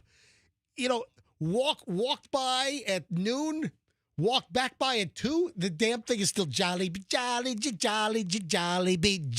Jolly. I mean, on a loop. Okay, I wanted to destroy the speaker. Well, that's it. But I'd be arrested and thrown in a Filipino jail, and I'd miss my my liverboard scuba boat out to Tubataha. Yeah, I don't know how well you'd hold up in a Filipino jail. Honestly, I mean, just being straight. The first 30 seconds of that, it's kind of cute. You kind of bop you along, but then after a little while, it's like what they used to torture Guantanamo Bay people. All right? Mm-hmm. I mean, that's really awful stuff. Crazy. Jollibee. Let's go to Jollibee today for lunch. Come on, after the show. We'll get some chicken joy. I've got to go get the fried clams at Beef and Sea. We're never going to do that. No, It's on the other side of town. Jollibee's right down the road. I am going to. I have a workout with Michelle after the show. Thursday. Next week. All right. You and me, Jollibee. I got a whole list. I got to get the Big Ray's Fish Camp too. I got tons of places I got to go. Big Ray doesn't have a little song like Jollibee, Jollibee, Jollibee. All right. Let's go. Moving along. All right, Michelle, can you explain this spelling bee lawsuit? I mean, we got a big spelling bee fiasco here in the Tampa Bay area. This is why you wanted the People's Court? Not yet. Oh, okay. Hang on. All right, sorry. Dude, you want to wait for the signal? All right, hold on. All right. What? Tell us what's going so on. we have a contestant. She was in the Scripps spelling bee. By the way, Scripps is the company that owns Channel 28. Our news and weather partner. That's why we have Dennis Phillips on during a hurricane. We ought to just call Dennis like outside of hurricane season. Well, we had him on a couple of weeks ago, right? This is a lovely week we're having right now. We just called Dennis and just listened to nothing happening. Yeah. Our dew point's actually really comfortable tonight. Man, I'm not looking forward to hurricane season again. Hopefully we had our brush. All right, Michelle, what's going on with the spelling bee? So Amara, she finished the last couple of years pretty well, and with this year, she thought she had a pretty good chance of moving forward and advancing. Mara? Amara. A-M-A-R-A. Thanks for spelling that. All right, so how old is Amara? A-M-A-R-A. Amara. 12. Okay. So 12. T-W-E-L-V-E. Yeah. 12. Yeah. All right, go ahead. Right? Yes. So, we send a lot of champions to the spelling bee. Yeah, the Tampa they come Bay out area. of this area. Oh, they're like growing on trees here. Yeah. Right. So, her father's like, man, she could have won because she's one of the best spellers in the state. And apparently she didn't win. Like they have a little regional thing before, you move on to the next one. Uh-huh. But she had asked, I didn't know this. They give them the list of words to study. Hold on. They give you the list of words? I was at a spelling bee once. They didn't give me the list Wait, of words. wait. Hold on a sec. They give you the list of words so Right. you know how to spell the words because you have the list? Right. So what happened is... Well, that's memorization. I mean, if they give you a list of like 2,000 words, I mean, it's not nothing. I mean, it seems like it's pretty hard. Well, that seems... So they gave the contestants the list of words. All right. And Amara asked, what happens if this list is exhausted? Like if everybody knows how to spell and they keep going.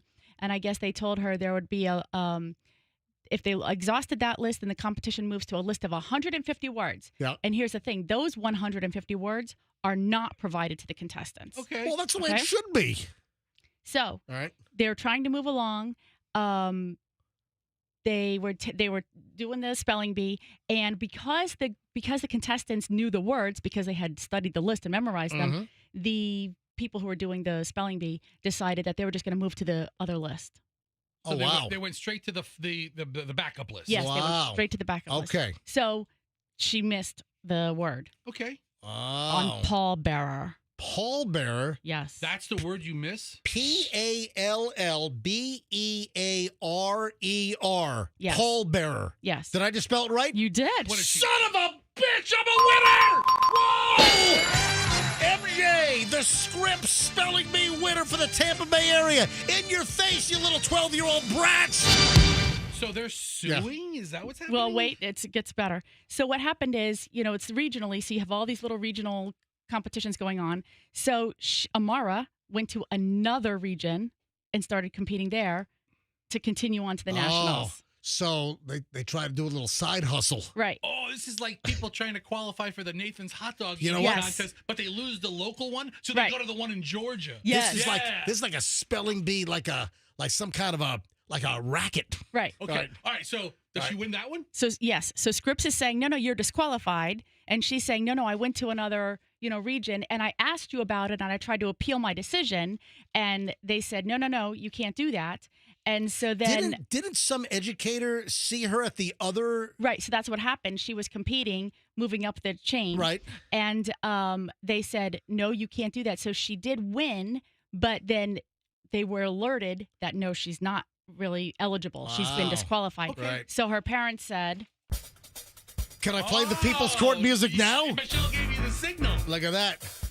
If you're in a dispute with another party and your daughter didn't win the spelling bee... You run them over with your car.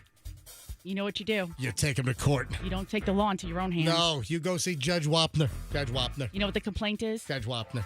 She's disillusioned with the bee. Oh, my, really? Yes. And now she doesn't want to spell. She actually wants to become illiterate? Yeah. Yeah. And homeless?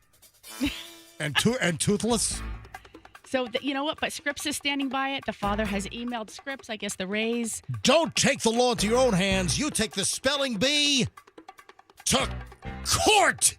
Go see the judge. You know what? Yes. They're just looking for the best speller in America. Well, hold on now. Does the rules say you can't enter Yes. another? Then she broke the rules. Right. But she's saying no because she appealed it and she didn't get a decision made before she then That's not how it participated works. and won. No. You follow the rules. There are guys on death row who file appeals who don't get decisions before they're executed. That's not how it goes. Hang on. Andrew wants to spell a word, apparently. He's raising his hand from the producer's booth. Yes, Andrew. No. What she's saying is that they're given the opportunity to appeal. Mm-hmm. And until there's a response. Appeal. Appeal. Appeal. And they claim they didn't get a response, but they, in fact, there was a response. Tough sheet. TOUGHSHEET. Tough sheet. Can you use that in a sentence? You didn't follow the rules. She's disqualified. Tough sheet. It sounds like it sounds like she's completely in the wrong. I want this young person to do well. Yeah, listen. I exactly. I don't want to discourage her, but if you broke the rules, you broke the rules. Yeah. Or how about you learn how to spell pallbearer? Yeah, that's an easy one. Seriously. You know, it's okay with her now, though, because she's going to have more time to play tennis, and she doesn't have time to do words more than 3 hours a day. Did she spell it Paul like the creepy dude that used to be on Channel 44? Yeah, Dr. Paul Bearer. Yeah, Dr. Paul Bearer. A legend. Yeah, absolutely. A real local treasure. Is he alive or dead? No, he's been dead for, I think, 20, 30 years. So Dr. Paul Bearer had Paul Bearers? So Paul had the PALL. It sounds like sour grapes on the family's part. Probably. Yeah. I'll move it along. Are you ready? You ready for the nerviest birthday party story? What? YES. Yes. Okay. I'm Thank ready. you. Yes. I'm ready. Yes. So we've had numerous stories about like bizarre requests. You know, the whole birthday party thing. I thought it was bad when my kids were little and Michelle was pawning off all these like Saturday birthday parties that I had to take the kids to. If it was Chloe, Julie, and it's like, you know, you got a class with 20-something kids in it. The birthday parties are non-freaking stop. You had a couple of good parties for Chloe. Fester was actually the chef at a couple of our parties. Morning show ends the first time MJ's like, hey, Fester, I need to hire you to cook hot dogs at my house for Chloe's birthday party. Listen, I'm not talking about my birthday parties for Right. my kids. Yeah, I understand. I'm talking about me having to take the kids to other kids' birthday parties, which, my But God. that's the cycle. If you invite 20 kids to your kids' party, you're getting 20 invitations back. It's I hate it. And then my Saturdays were wrecked. Sometimes I had 2 parties in one Saturday. It was Then like you gotta buy them all a gift. All right. It's Well, awful. listen to this. You want to hear about nerve? You want to hear about birthday party nerve? What? So the demands, and we've had numerous stories. We've done this several times, you know, different variations, different stories, different scenarios. And you know, you've had like the invitations that go out, and sometimes it's just nervy, you know, asking for certain colors for gifts. You know, there are requests. This is nuts. An invitation goes out to like your kid's birthday party, and then you ask the guests to tip you, to tip the whole. I mean what? I've seen that. It's nuts. There's all kinds of crazy crap. Are you ready for this one? Here's a new request. I haven't heard of this one. Girl gets invited to friend's birthday party. The mother of the girl that was invited to go to the party gets a hold of the mother of the birthday girl. The host mom was surprised by a text that she got from the mom of one of the invited guests' mothers.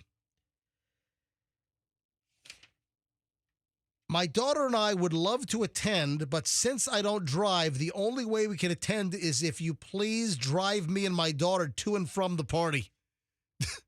So they wanted transportation provided? They wanted the mother of the birthday girl to go pick up the mother and the daughter of the friend who was invited and bring them to the party and then drive them back home. Okay, you can carpool with another guest, can't you? Hell, yeah. How close of friends are they? Yeah.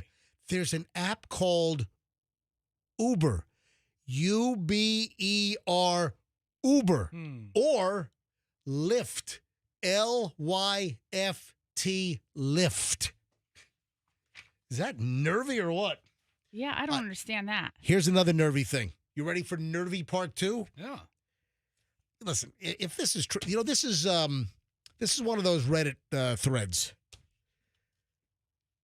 And I feel bad for the person, but this is not the right thing to do. This person says they're terminally ill, and they have 0 Fs. They don't care. They give 0 Fs about debt. So what they're doing? Listen. It's a sad situation. I've had cancer for 2 years, did chemo, lost my leg, beat odds, managed to even go back to work. Well, bleep hit the fan, and treatment stopped working. Probably got weeks, maybe just a few months at best. I'm 22. Don't own a house, don't own a car, have a couple of grand in the bank, took out a credit card with a $6,500 limit, 0% APR come-on promotion. Yeah, I don't know that the interest rate is your most important concern right But now. listen to what this person is doing. I'm now buying whatever the bleep I want. The debt will die with me. I give no Fs.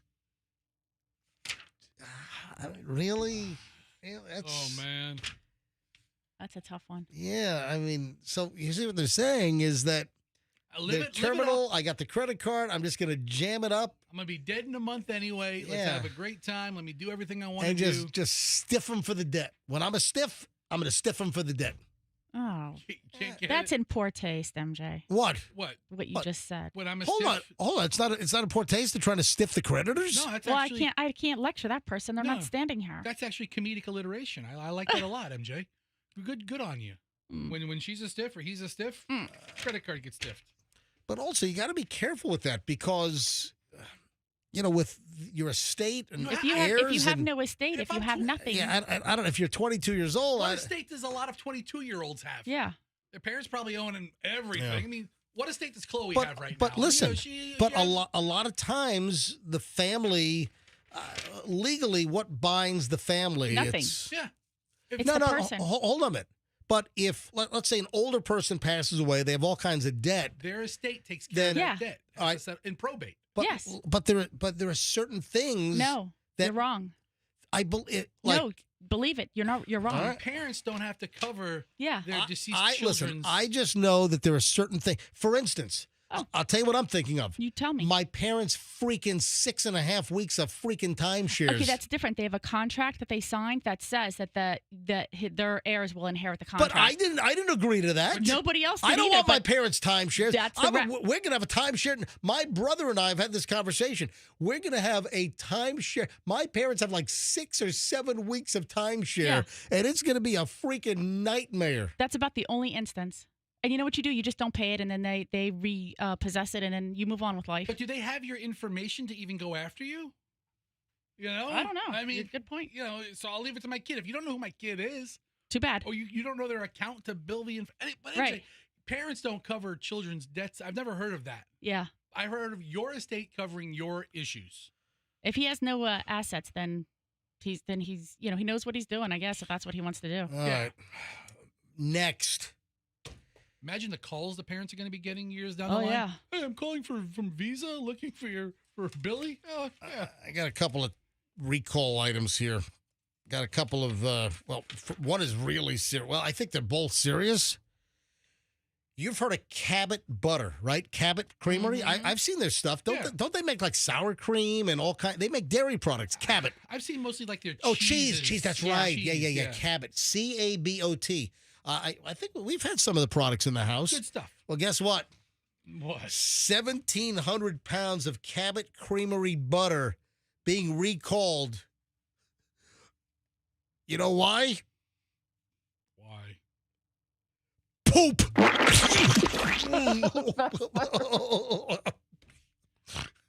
I mean, I'm on the Cabot website. Butter. And it looks like they're really, really friendly with their cows. Butter. Butter. Poop. Butter. How does a big cow pie end up in the butter vat? I can't believe it's not turds. That's their new product coming out. Hey, honey, this Cabot butter tastes like bleep. Sheet. SHEET, sheet. Like a big old cow sheet. Nearly a ton of butter produced by Cabot Creamery is being voluntarily recalled due to potential fecal contamination, according to a notice issued by the FDA. The recall, announced by parent company Agrimark, affects Cabot's extra creamy premium butter. What's all these lumps in this extra creamy butter? What are these brown lumps in here? It's premium, all right. Oh, God. The product in question is an 8-ounce package of sea-salted extra creamy premium butter sold as 2 4-ounce sticks. If you have this in your fridge right now, flush it down the toilet. We got a turd alert. Oh, man. All right. So the product that's in question can be identified by a best of date of September 9th of 2025. Then there's a whole, if you have Cabot butter that fits this description, go to the internets, go to the interwebs, and just look up the Cabot poopy butter story, and it'll have the UPC code and then the lot code that you need to look for. 189 cases. What states was it sent to? Does it say? Yeah. Pennsylvania, Arkansas. Yeah, no Florida. But I just want to talk about poopy butter. Yeah. In the grand scheme of things, there's less than 200 cases of butters being recalled. It's not that. Guess so what? That's okay. In the scheme of things, if you're one of the persons that has some of this butter, you got poopy toast. You know. I'll roll the dice on it. Wouldn't you kind of know or no? But like, would it contaminate it to the like if you're opening it up? Is it a visible situation? Yeah, or just an aromatic situation. Yeah. I'm not really sure. So it was, I guess, like an E. coli or a coliform type of thing, or whatever. Oh, it was a lot more. Yeah, 99.5% of the product was recovered before it reached the customers. Oh wow, 2,000 pounds or the 1,000 some odd pounds still outstanding. Oh wow, so it was bigger than we thought. Yeah, it was much bigger. So just the recalled amount is 1,700. They were able to stop. Most of it. They stopped the poopy distribution of most of it. All right, listen to this one. Frito-Lay is recalling product and putting a warning out. The highest, most severe, dangerous level of recall classification. Like, this could kill you. The FDA increased the recall of one of Frito-Lay's most popular chips to Class 1, meaning there is a reasonable probability that eating it will cause serious adverse health or death. That's pretty bad. What's wrong with it? Frito-Lay first issued a recall for its Tostitos Cantina-style chips back on March 26th after it was notified that some packages actually contained nacho cheese corn chips, therefore containing milk. The milk allergen not declared on the packaging. So somehow they put some of the nacho cheese chips in the regular Tostitos Cantina chips.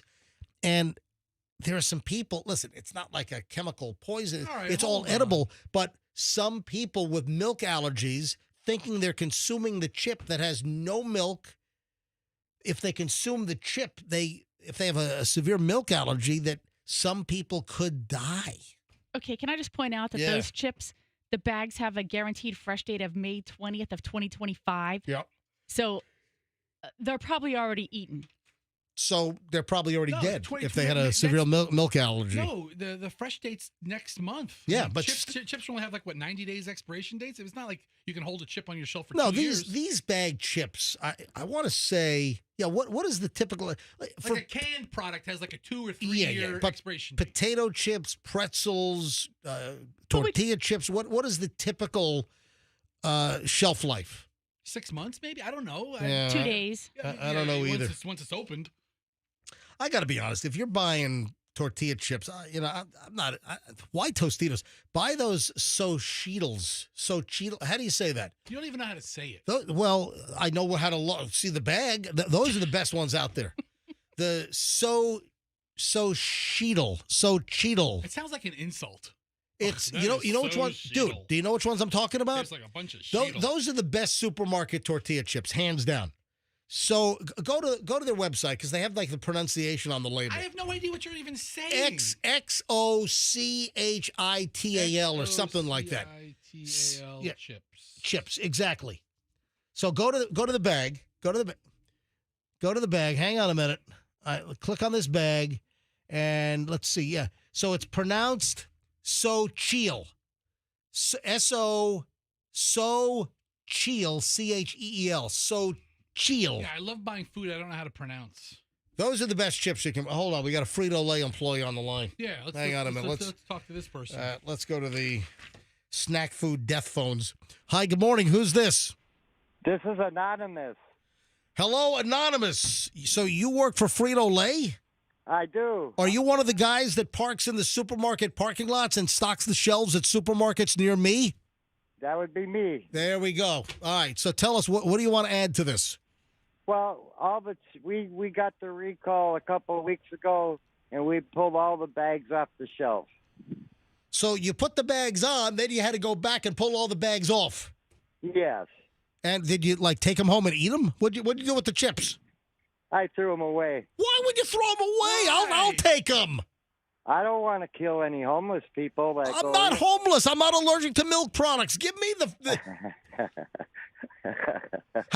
That's funny.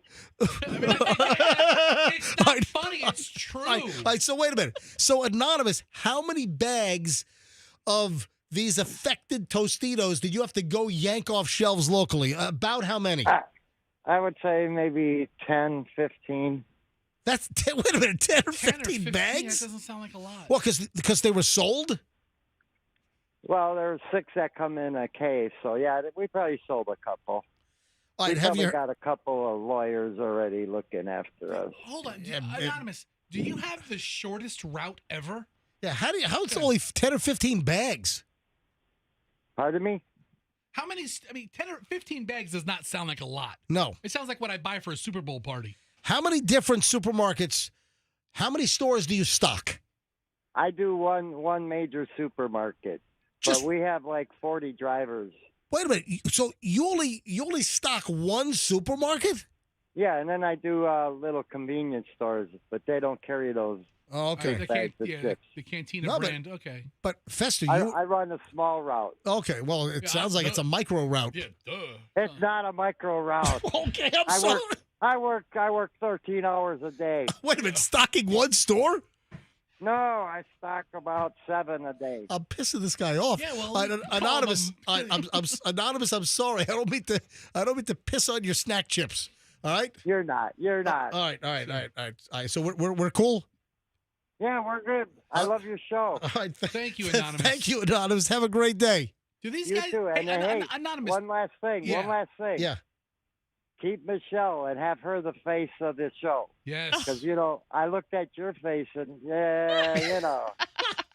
That's big talk coming from a chip stocker. Thank you, Anonymous. You're welcome, Michelle. Tell you, so I'm guessing Anonymous chips. That's the question.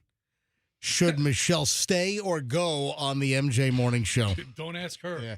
Hey, couple of got an email. Actually, these are both direct messages. Both DMs to my Certified MJ Radio. So my Instagram account is Certified MJ Radio. You ought to follow me. My DMs are open. I've got 2 to share right now. Or you can email me. My email is mj@mjmorningshow.com. My personal private email. You can always drop me a hot tip. Got some gossip. Something we need to know. You know something that we can disseminate on the show that no one else.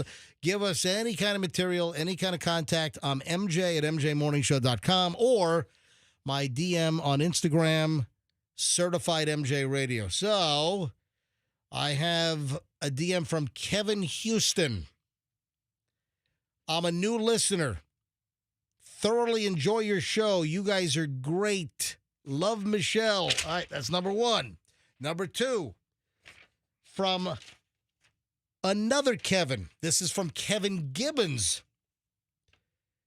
In regard to Michelle staying on the show permanently, have you completely lost your mind? working with your wife on a regular basis is probably not a good idea in all caps. Not that he doesn't like Michelle. He likes Michelle, but why don't you have listeners call in and tell you whether or not they would work with their spouse? Yeah. She's awesome filling in, but I'd be a little careful about a regular gig. Just my opinion, and good luck. Hopefully you find someone new soon. Keep up the great entertainment. Thank you, sir. So that's the question. He's trying to say that, working with your wife on a daily basis, he seems to suggest that it's a long-term recipe for disaster.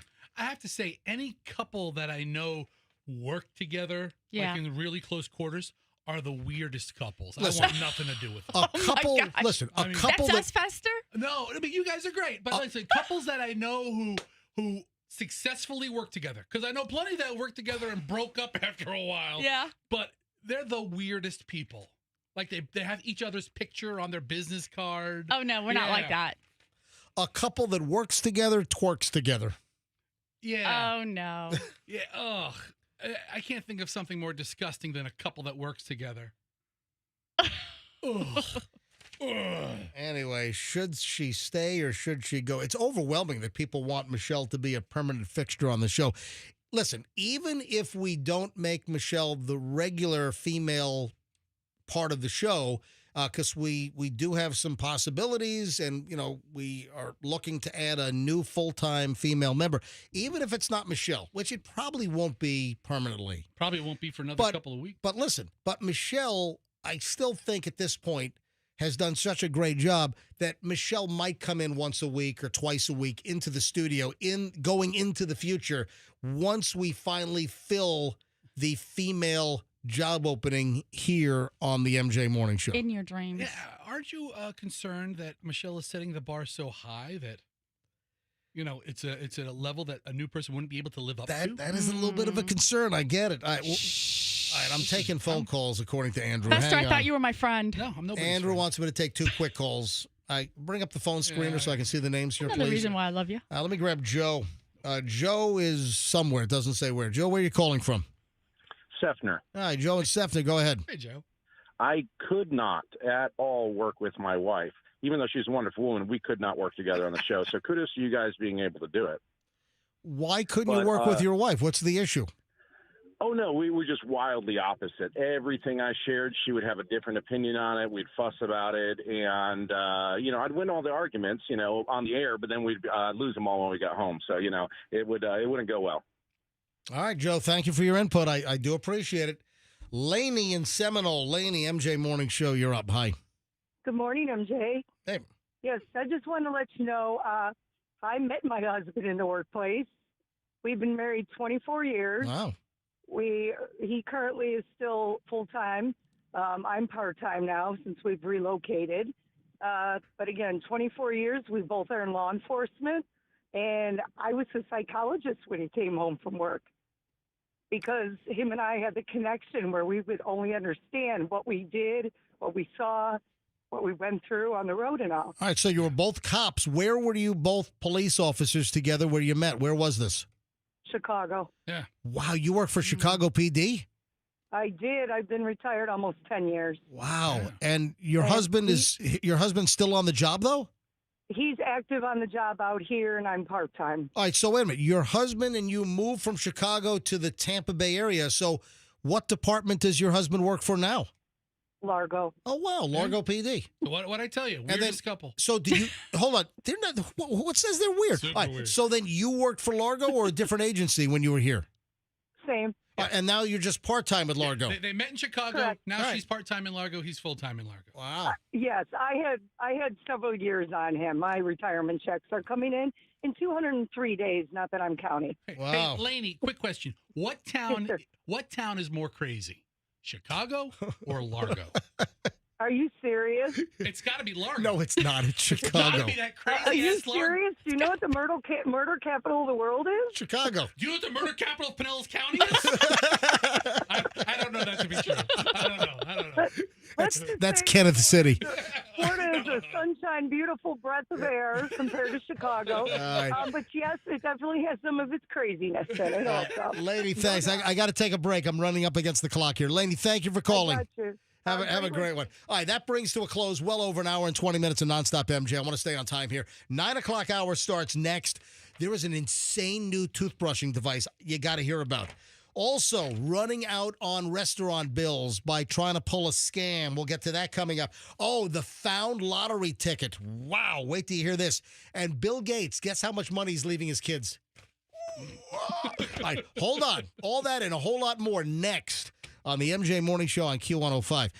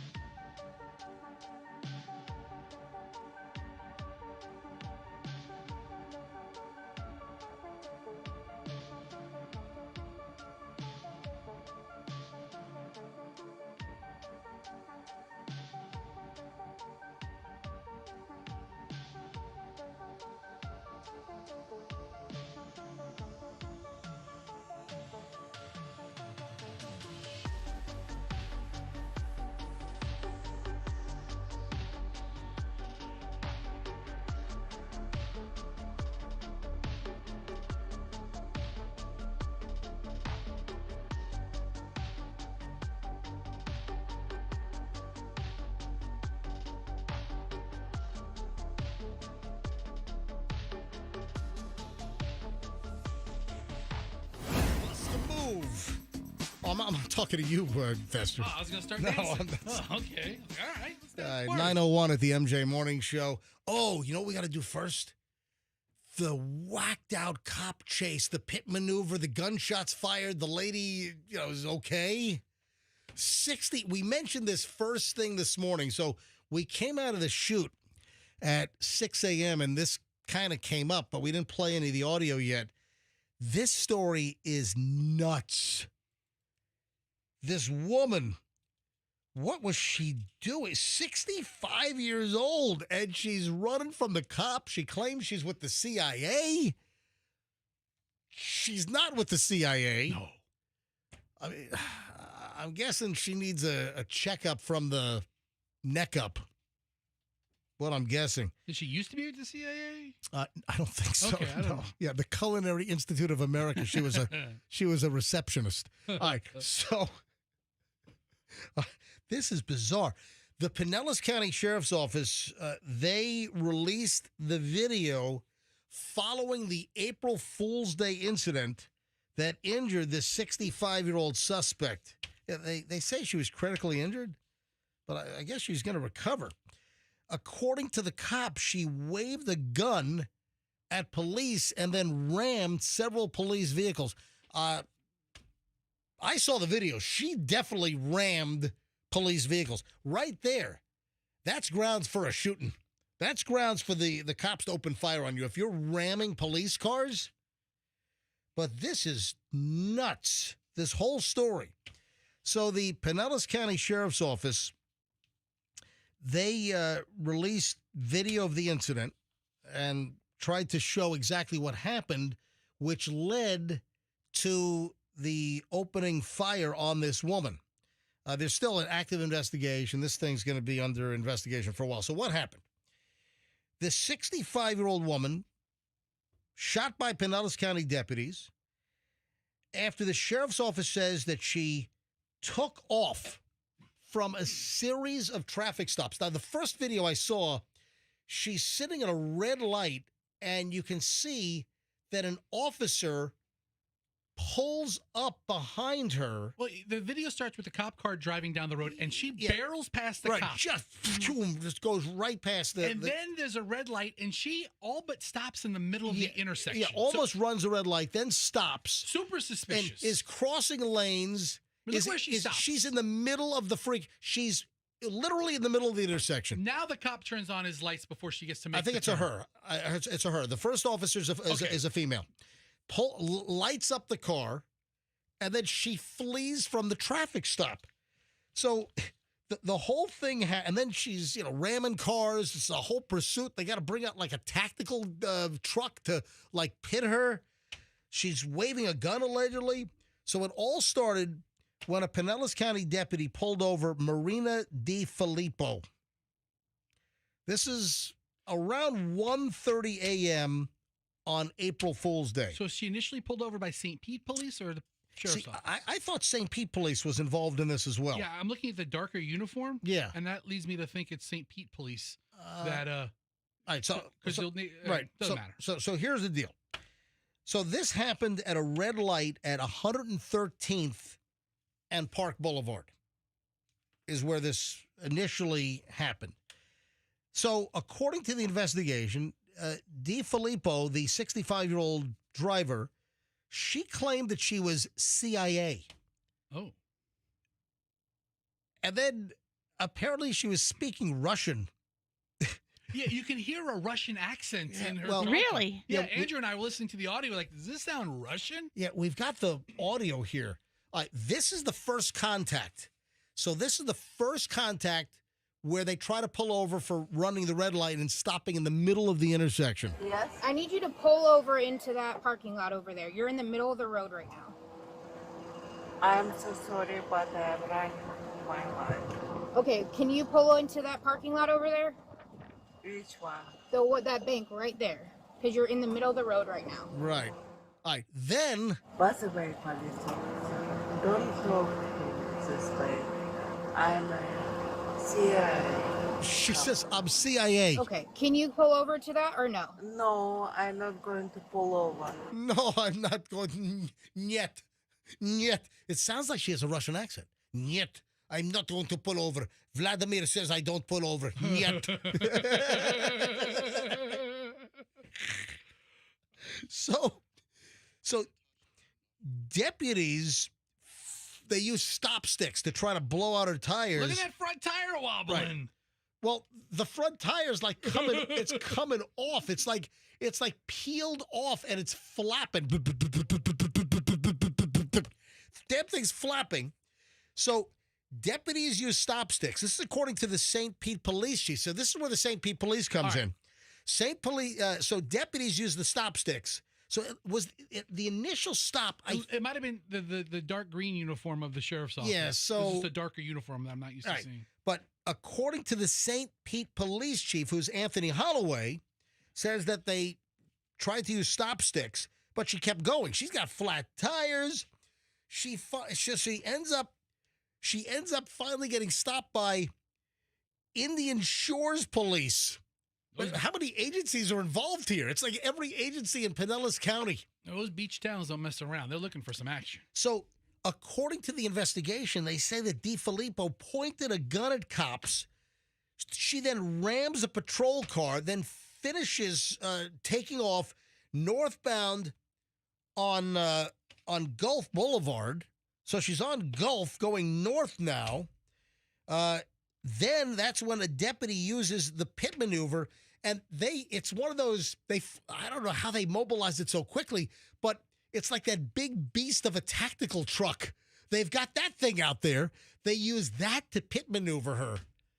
You know, I'm sure you could smash into cars and there's like no damage on the big beast of a tactical armored truck. Do they have them staged throughout the county ready to respond? I don't know. Maybe it was just at the Pinellas County headquarters over on Ulmerton across from Sardo's Pizza Joint. Maybe that's where they had it. Yeah, I guess it's kind of close. Then you can get from there. You can get down to Gulf Boulevard fairly quickly. Zip down, yeah, sure. Yeah, maybe that's what happened. So I mean, they pulled out all the stops. So they try to pit maneuver her. Then they fire beanbags and pepper balls at her. Pepper balls. The woman then rams multiple cop vehicles. Then 7 deputies open fire on her, and she's hit at least 3 times. The tactical vehicle did the pit maneuver. Oh, yeah, that's what I said. I'm sorry, the way I didn't process it. The tactical vehicle, which is a beast of a chunk of rolling metal, that's what, pitted her little flimsy, Corolla type thing. Just a little sleepy beach town, and a pit maneuvers outside your window. Holy frig. So, minor injuries on the cops. The woman, DiFilippo. First of all, DiFilippo is not a freaking Russian name. Why does she have a Russian accent if her last name is DiFilippo? Maybe she's married to DiFilippo. Yeah, that must be it. All right. Or that's her cover. That's her, right. Yeah, right? It's her fake name. Anyway, so that's her CIA name. Exactly. MJ, looks like a Pinellas County Sheriff's Office truck and SUV sandwiching her vehicle. Listen, everyone's on this thing. Yeah. I've got Whack and Hut Securities there, too. Look, she's sandwiched, and the tire is still going, or it's smoking, or something crazy. The whole wheel looks like it's ripped off. And this lady is 65 years old. Oh, yeah.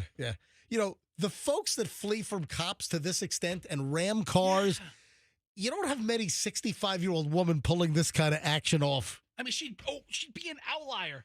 Yeah, that's it. She's an outlier. She eventually breaks free from the vehicle sandwich and rams right into the front of another.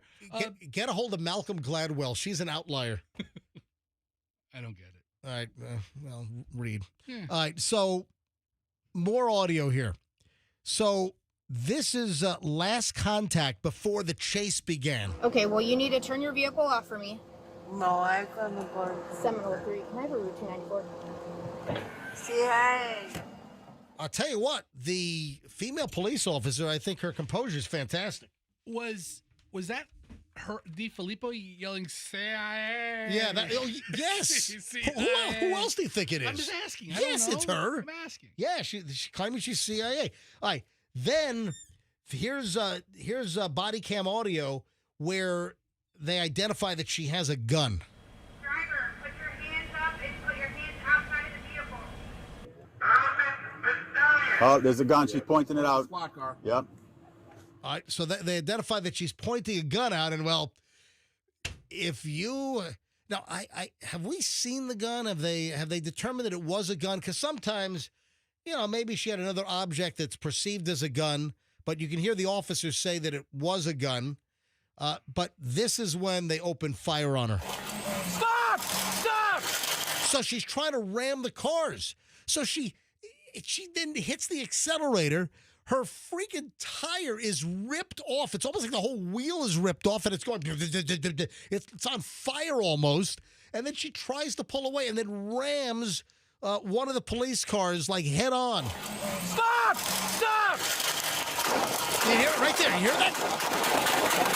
And then they open fire. Wow. Wow. Did you hear the boom, boom, boom, boom? Still has the gun. More shots fired. All right, then someone's yelling, ceasefire. Oh, my God, that's some action. I wish I was on this ride along. Firearm, right hand! Oh, I mean... Firearm, right hand!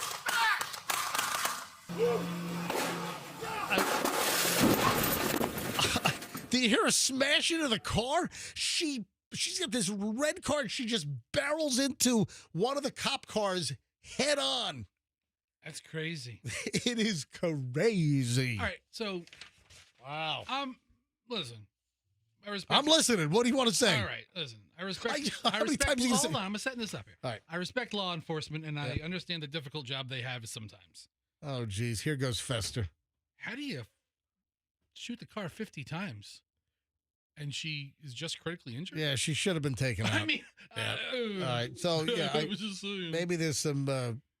Maybe there needs to be a refresher course on target proficiency. I have a friend don't know. who works for one of the agencies, and we're talking about discharging their weapon. He goes, "I will never take my weapon out unless my intention is to." Sometimes you have to draw as a police officer. Many times they will draw. Or fire their weapon. Most cops never fire their gun in the line of duty during a 20 or 30-year career. Absolutely. Most never even fire. Will they draw? Absolutely. If they're going to some break-in at 2 a.m. and freeze police. They're walking around, they'll pull a gun. Absolutely. But what a story. A lot of bullets. 9:13 at the MJ Morning Show. This is Q105, 104.7 FM. The Cash Kitty is back in about 45 minutes. 46 and a half minutes to be exact. The Cash Kitty returns at 10 a.m. We have the Cash Kitty at 8 a.m. We gave you the keyword. All you had to do was text it, and you could win $1,000. Another 1,000 is on the way at 10 a.m., right at the end of the MJ Morning Show. So stand by. Your chance to win another $1,000 happens in about 45 minutes. Then again at 12 noon, then 3, and then 5 today. So you enjoy the content of the MJ Morning Show with a chance to win. Then after the show, listen to Q105 all day long. Enjoy the music and your shot at multiple $1,000 prizes during the course of the day. Cash Kitty on Q105. I wonder if we can grab some phone calls on this. Caught on video. Diners tried to get out of a $140 tab. How? Planting glass in their food at a restaurant. and it was caught on video. So they had cameras in the dining room at this restaurant called San Marino. Oh no, where was this? Happened in the UK, actually. Happened in England. But I was just bringing this up, not to be specific on the restaurant, but they walked out on a bill equivalent to $140, or they tried to, and by saying, "Oh my God, there's this glass in our food," and then you can see them. They have a camera pointing into the dining room, and you can see them put the glass into the food. I mean, just totally busted, caught red-handed. Tell you what, man, British food sucks the way it is. You don't need to add glass to make it worse. Bad enough. Ugh. You know, that's kind of I've had decent British food. I love fish and chips. Okay, name another one. All right, fish and chips, pretty good. Give me a second one. Spotted dick. Yeah, you love it, don't you? Shut up. You love it. You eat it all. You eat it with your hands. All right. Now, all right. Moving along. I thought maybe I'd grab some phone calls. Any waiters, waitresses, former employees? Well, maybe I should say servers. Any restaurant owners? Anybody have a story you can tell us right now about somebody trying to scam you? Anyone from the restaurant business, anyone, owner, manager, server, where you had scammers trying to scam a free meal by tainting their food or, adding a foreign object. Anybody? Any stories? Any comments? You ever try this yourself? Are you a scamster? Are you a scamster hamster? 800-990-1047. I'd love to grab a call or two here. I know it's kind of later in the show, but we let's see if we have any luck here. Can you add to this? Can you tell us a story? 800-990-1047. 800-990-1047. I got to believe we have people in the restaurant biz and folks that have tried to pull a racket, tried to pull a scam, or maybe you suspect you are trying to be scammed, and do you capitulate?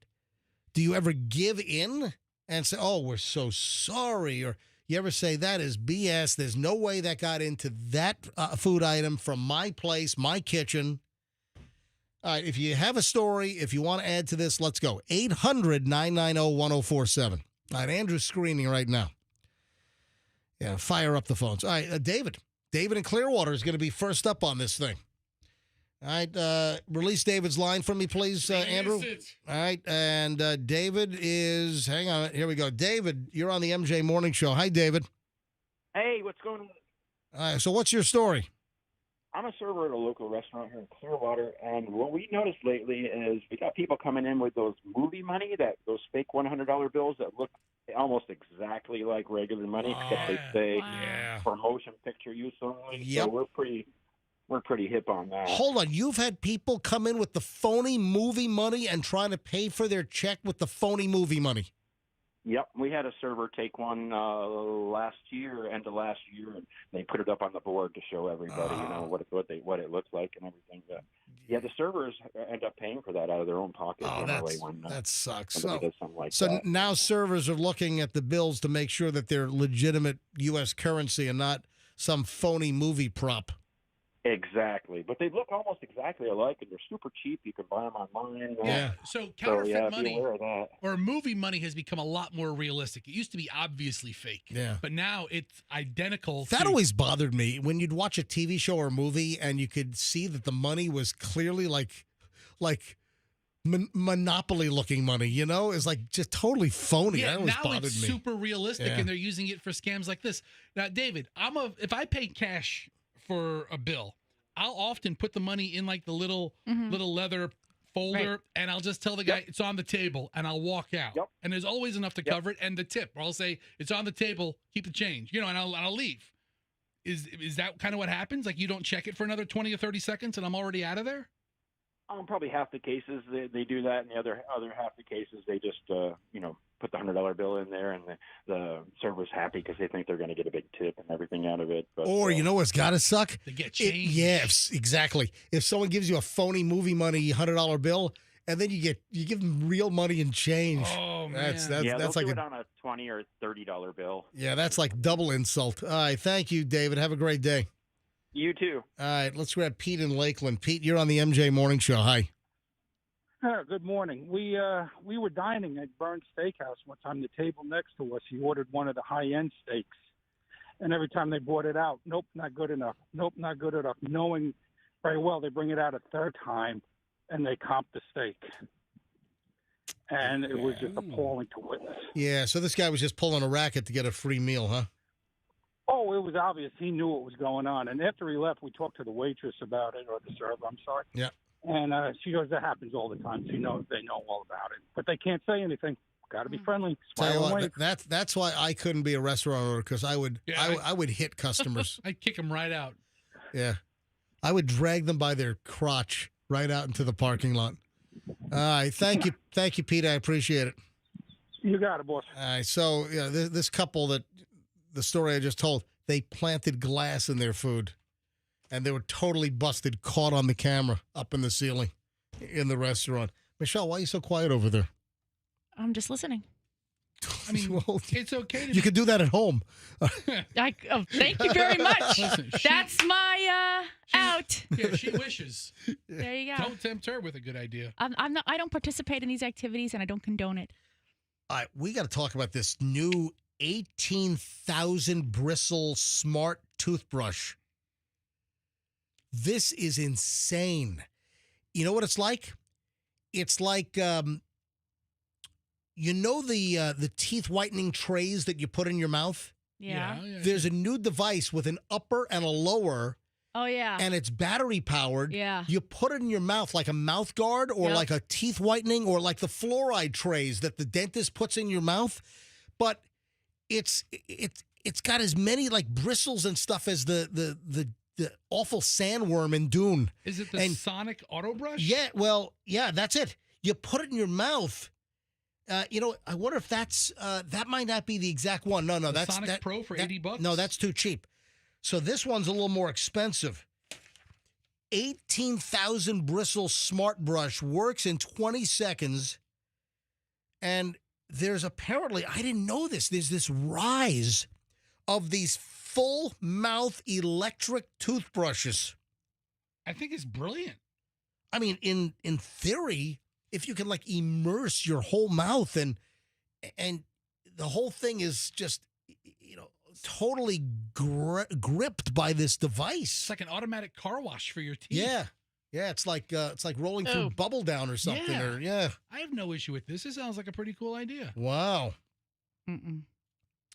So an oral surgeon invented an 18,000 bristle smart toothbrush. It cleans every toothus at once. How much is it?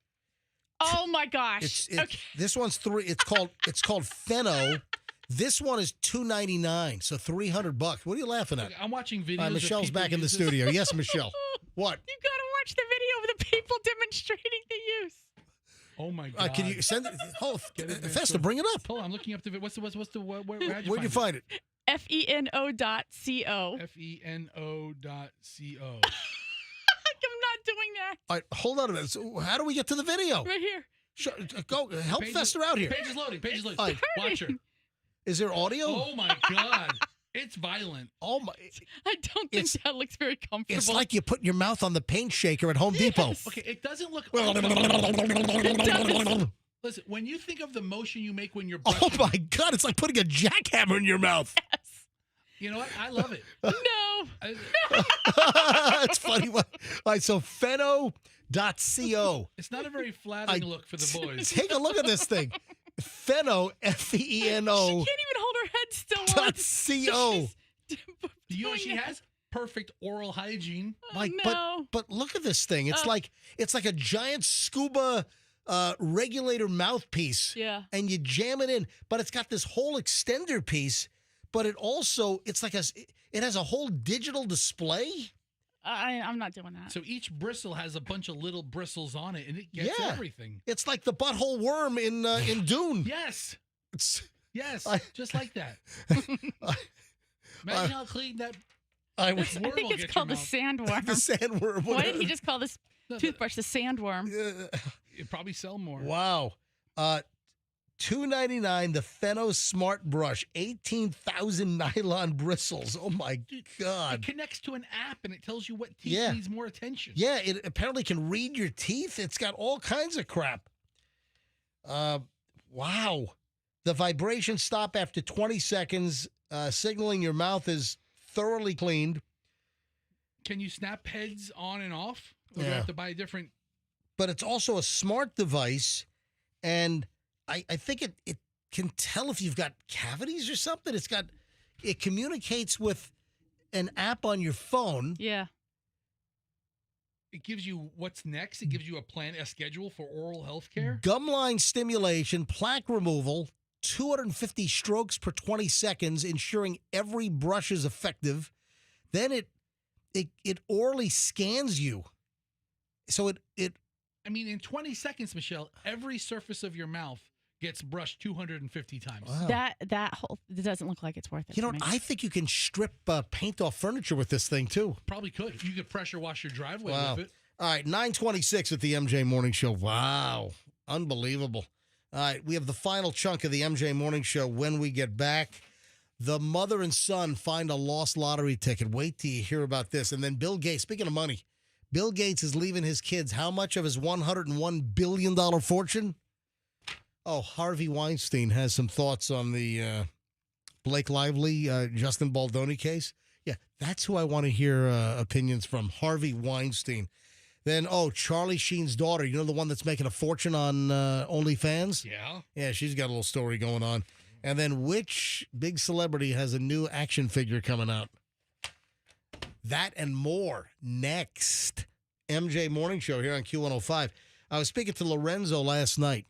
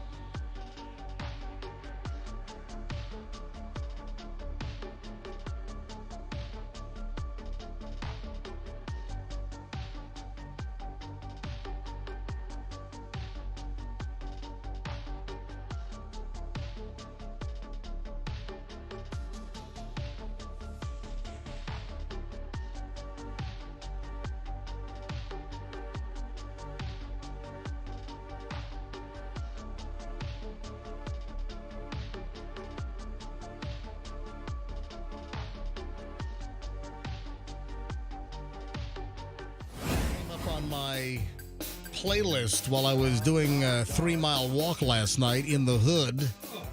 Yeah. You're walking to this dirge?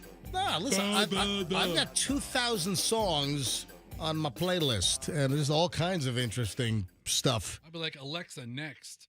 It's not Alexa. Whatever. 9:33 at the MJ Morning Show. Oh, before I forget, I know what I'm doing. So I don't eat and cook brown rice.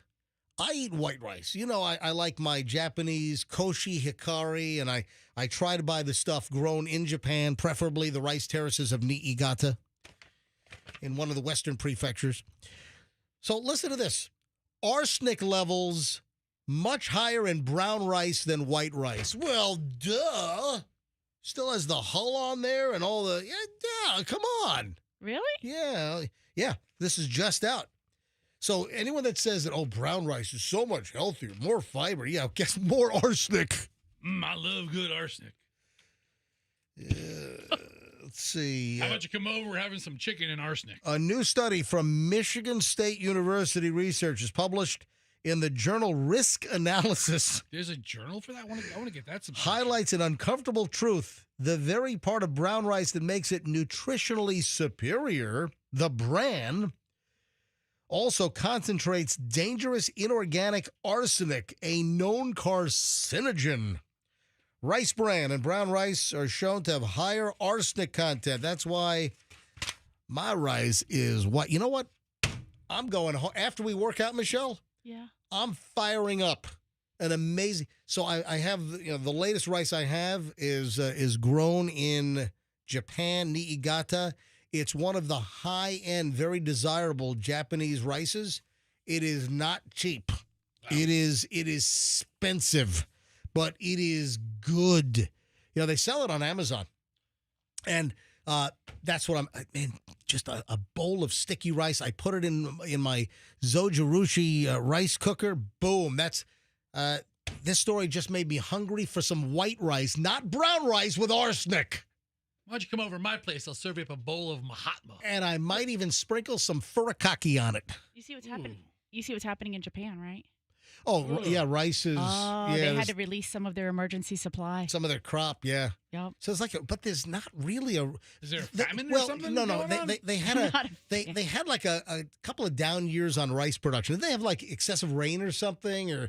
So there's been an issue. So hopefully it doesn't put the crimp on the Japanese rice that I like to buy. No thanks, man. You keep your furry cocky away from my rice. It was $160 a bag. What? Rice. 60-kilogram bag. Well, that's a lot of 60. That's 130 pounds. That's high. That's a lot of freaking rice. But rice prices are like double. Yeah. In the last year or so, rice prices in Japan have doubled. But I'm telling you right now, man, you get yourself a Zojirushi rice maker, and you get the right Japanese koshi hikari sticky rice, or there's plenty of stuff grown in California. There's great California koshi hikari as well. And man, that machine, it makes sticky rice like you wouldn't believe. Like perfect every single time. Dude, you could take minute rice and put like a quarter cup of like Elmer's Kids glue in it, and it makes it delicious. Nice and sticky. I gotta try to line up. I'm gonna start now so we can give away Zojirushi rice makers again for National Rice Month coming up in September. I'll have to make contact with them. Hey, Andrew, give me an MP3 on this so I can send this over to my friends at Zojirushi, and we can get a whole stack of rice makers to give away again in September. This year, let's get a couple of extras for Andrew and I so I can sell it on eBay. Okay, stop it. We're not doing that, you scammer. But seriously, brown rice, arsenic, white rice, not so much. So, hey, put that in your deal. I mentioned the, where's my lottery story? Hold on a minute. Oh, here it is. Mother and son find a lost lottery ticket while moving furniture. All right. You're telling me if you lost a lottery ticket and you thought it was somewhere in the house, you wouldn't have moved that furniture already? I mean, if it's lost and you completely forgot about it, you didn't know. You don't know things are lost a lot of times until you find them. A mother in Maryland and her son got a nice surprise, discovered a winning lost lottery ticket. Yeah, so the son went over to mom's house to move some furniture when he came across a bunch of Maryland lottery scratch-offs. And it turns out that these were purchased as like stocking stuffers for Christmas time for her grown children. Were they never scratched, or were they scratched and they just misplaced? Can you Never scratched. So they were never scratched. Yeah. So can you only give scratcher lottery tickets to your grown children? Can you? Is it okay to give scratchers to like a 7-year-old? No. Is that? I don't think you can't buy them at that age, but I don't. You can't claim the money. No, you can't. You can't go to the lottery office and cash it in, or go to the supermarket, the customer service counter to. You can't give lottery tickets to kids. Is that a no-no? Is that a faux pas? Let's try it. Let's find like a $20 winner, and I'll give it to Hadley, and I'll send her to Publix and see what happens. No. I'm not talking about going to cash it in. Clearly, you have to have an adult do that.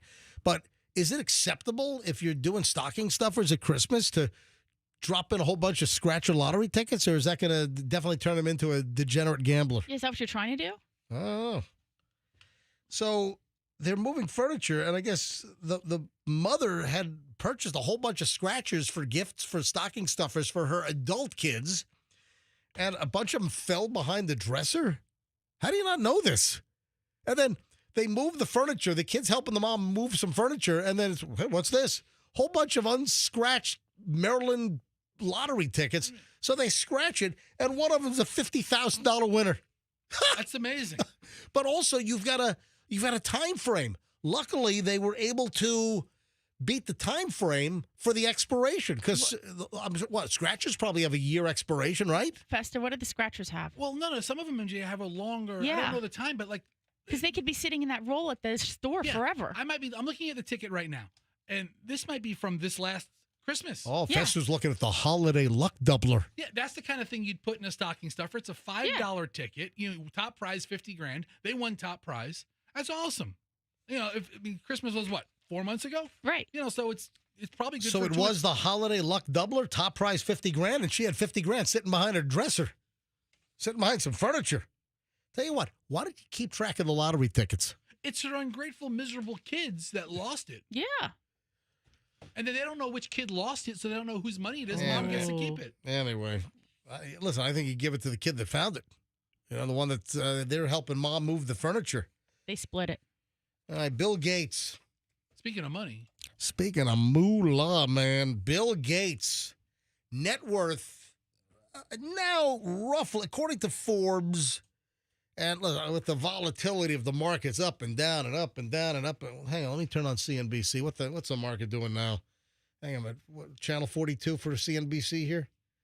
42. Where are we here? All right, CNBC. Oh crap! Now I'm on some religious dude. I hit the button. Channel 2.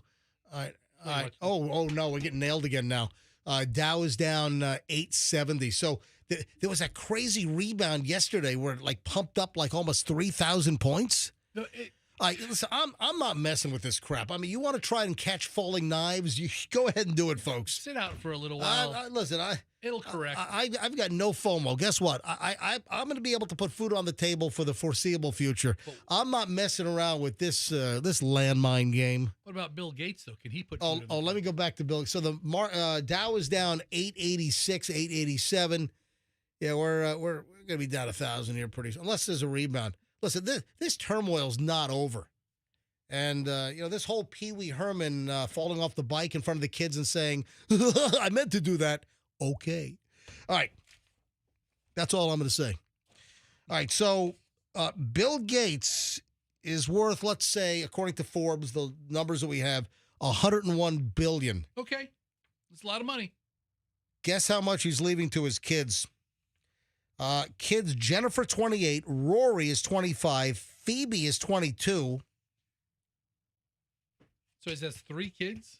By the way, ex-wife Melinda French Gates, she walked away with roughly half. She's also worth about $101 billion. So that was like a 50% peel-off, apparently, in that deal, right? Tell you what. Well, she was there during the whole... Right? She was there since like they I think they met at Microsoft. Yeah. She was the secretary. She was an that's right. early employee. That's right. Yeah, I'll tell you what, Melinda Gates for $100 billion. Well, so how much is Bill Gates leaving the kids? I don't know, what, $10 billion each? No. Because he had the Bill and Melinda Gates Foundation, which I think she took her name off. Yeah, I think that's now it's like different. Right. And here's the deal. Bill Gates is not leaving the kids a big percentage, but the percentage they get, still a good number. So if Bill Gates is worth $101 billion, Bill Gates' kids are set to only get about 1% each. In the will or in the estate. 1% each. Guess what 1% of $101 billion is? A little over $1 billion. $1 billion.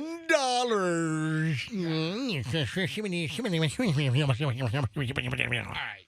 2 things about this. So you still get, if you get 10%, you're going to get $10 billion. $1 billion is plenty, but it's not a big percentage.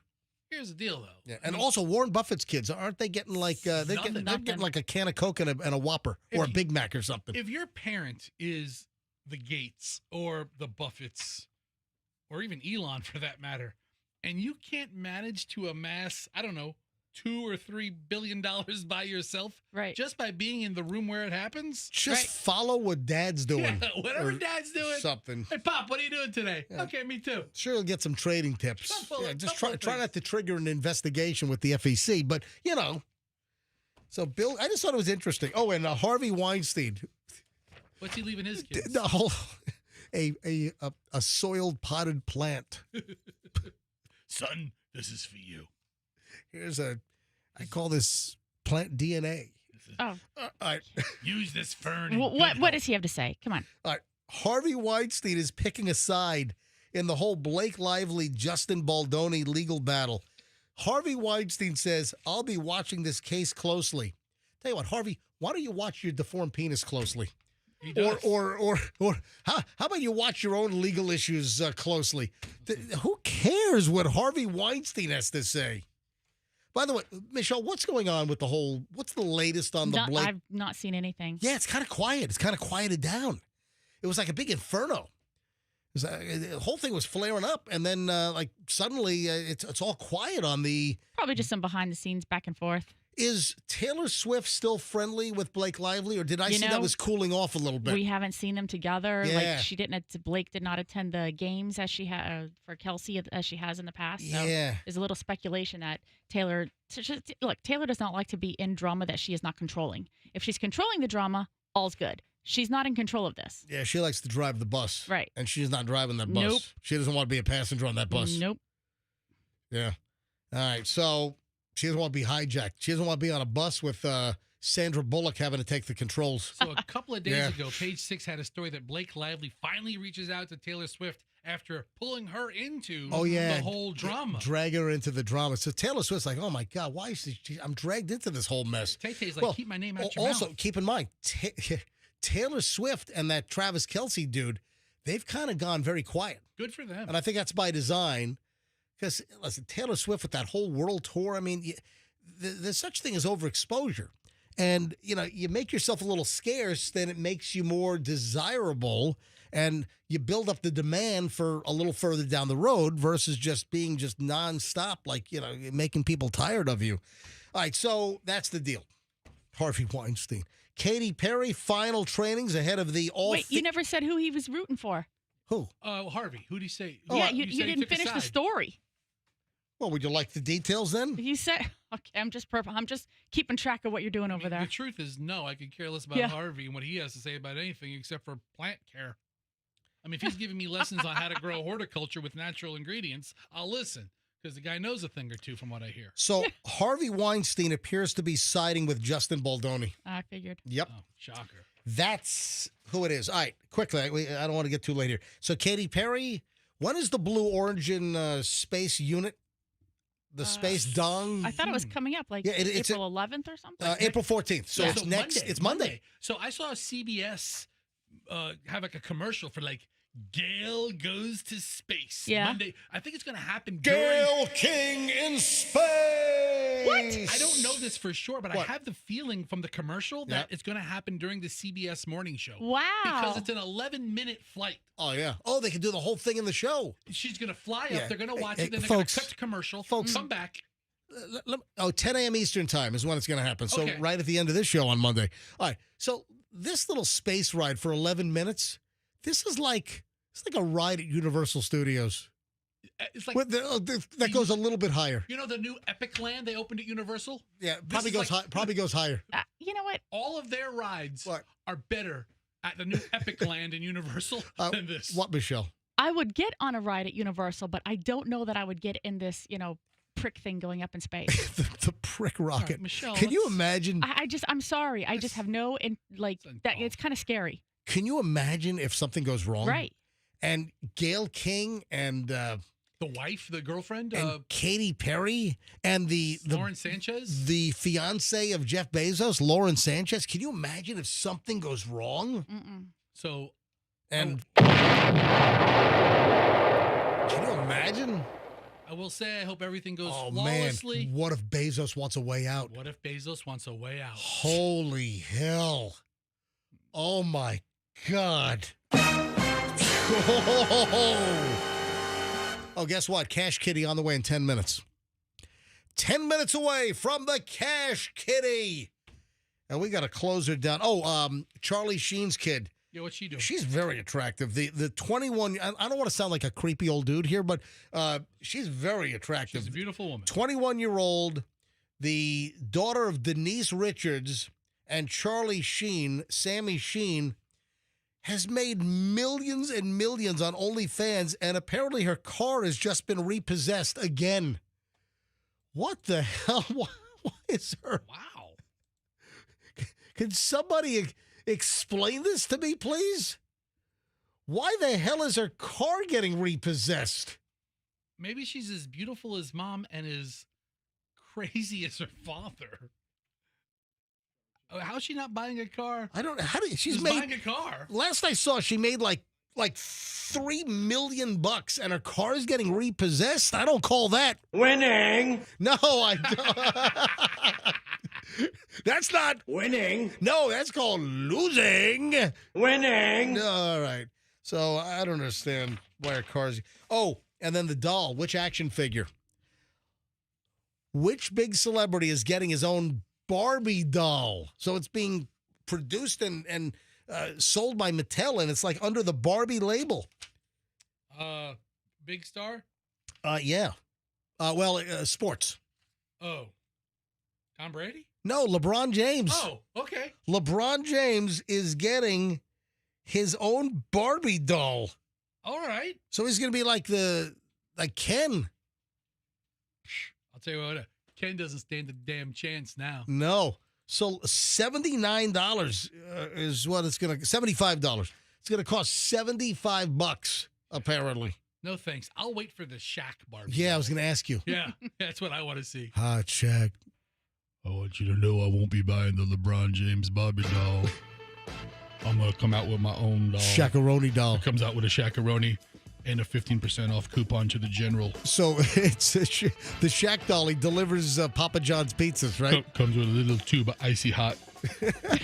And don't forget the Epson printers. Yes. You get a printer. What the hell is Shaq not endorsing these days? Dude, if you want to talk about it tomorrow, I'll print out a list of all of his endorsements. If he moves in on my list, and if he steals like Plan BAC and Westfall Roofing and Banco and the Holland Group This and is Shaq and, for Plan BAC. and CMK Construction CMK. And Zero Res and International Diamond Center and Two College Brothers. And Veterans Ford? What if he moves in and rips off all my clients that I'm endorsing? This is Shaq for Veterans Ford.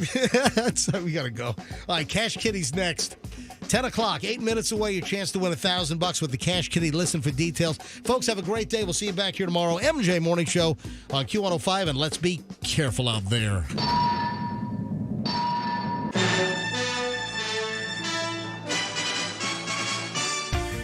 Hear the latest MJ Morning Show podcast on the Q105 app.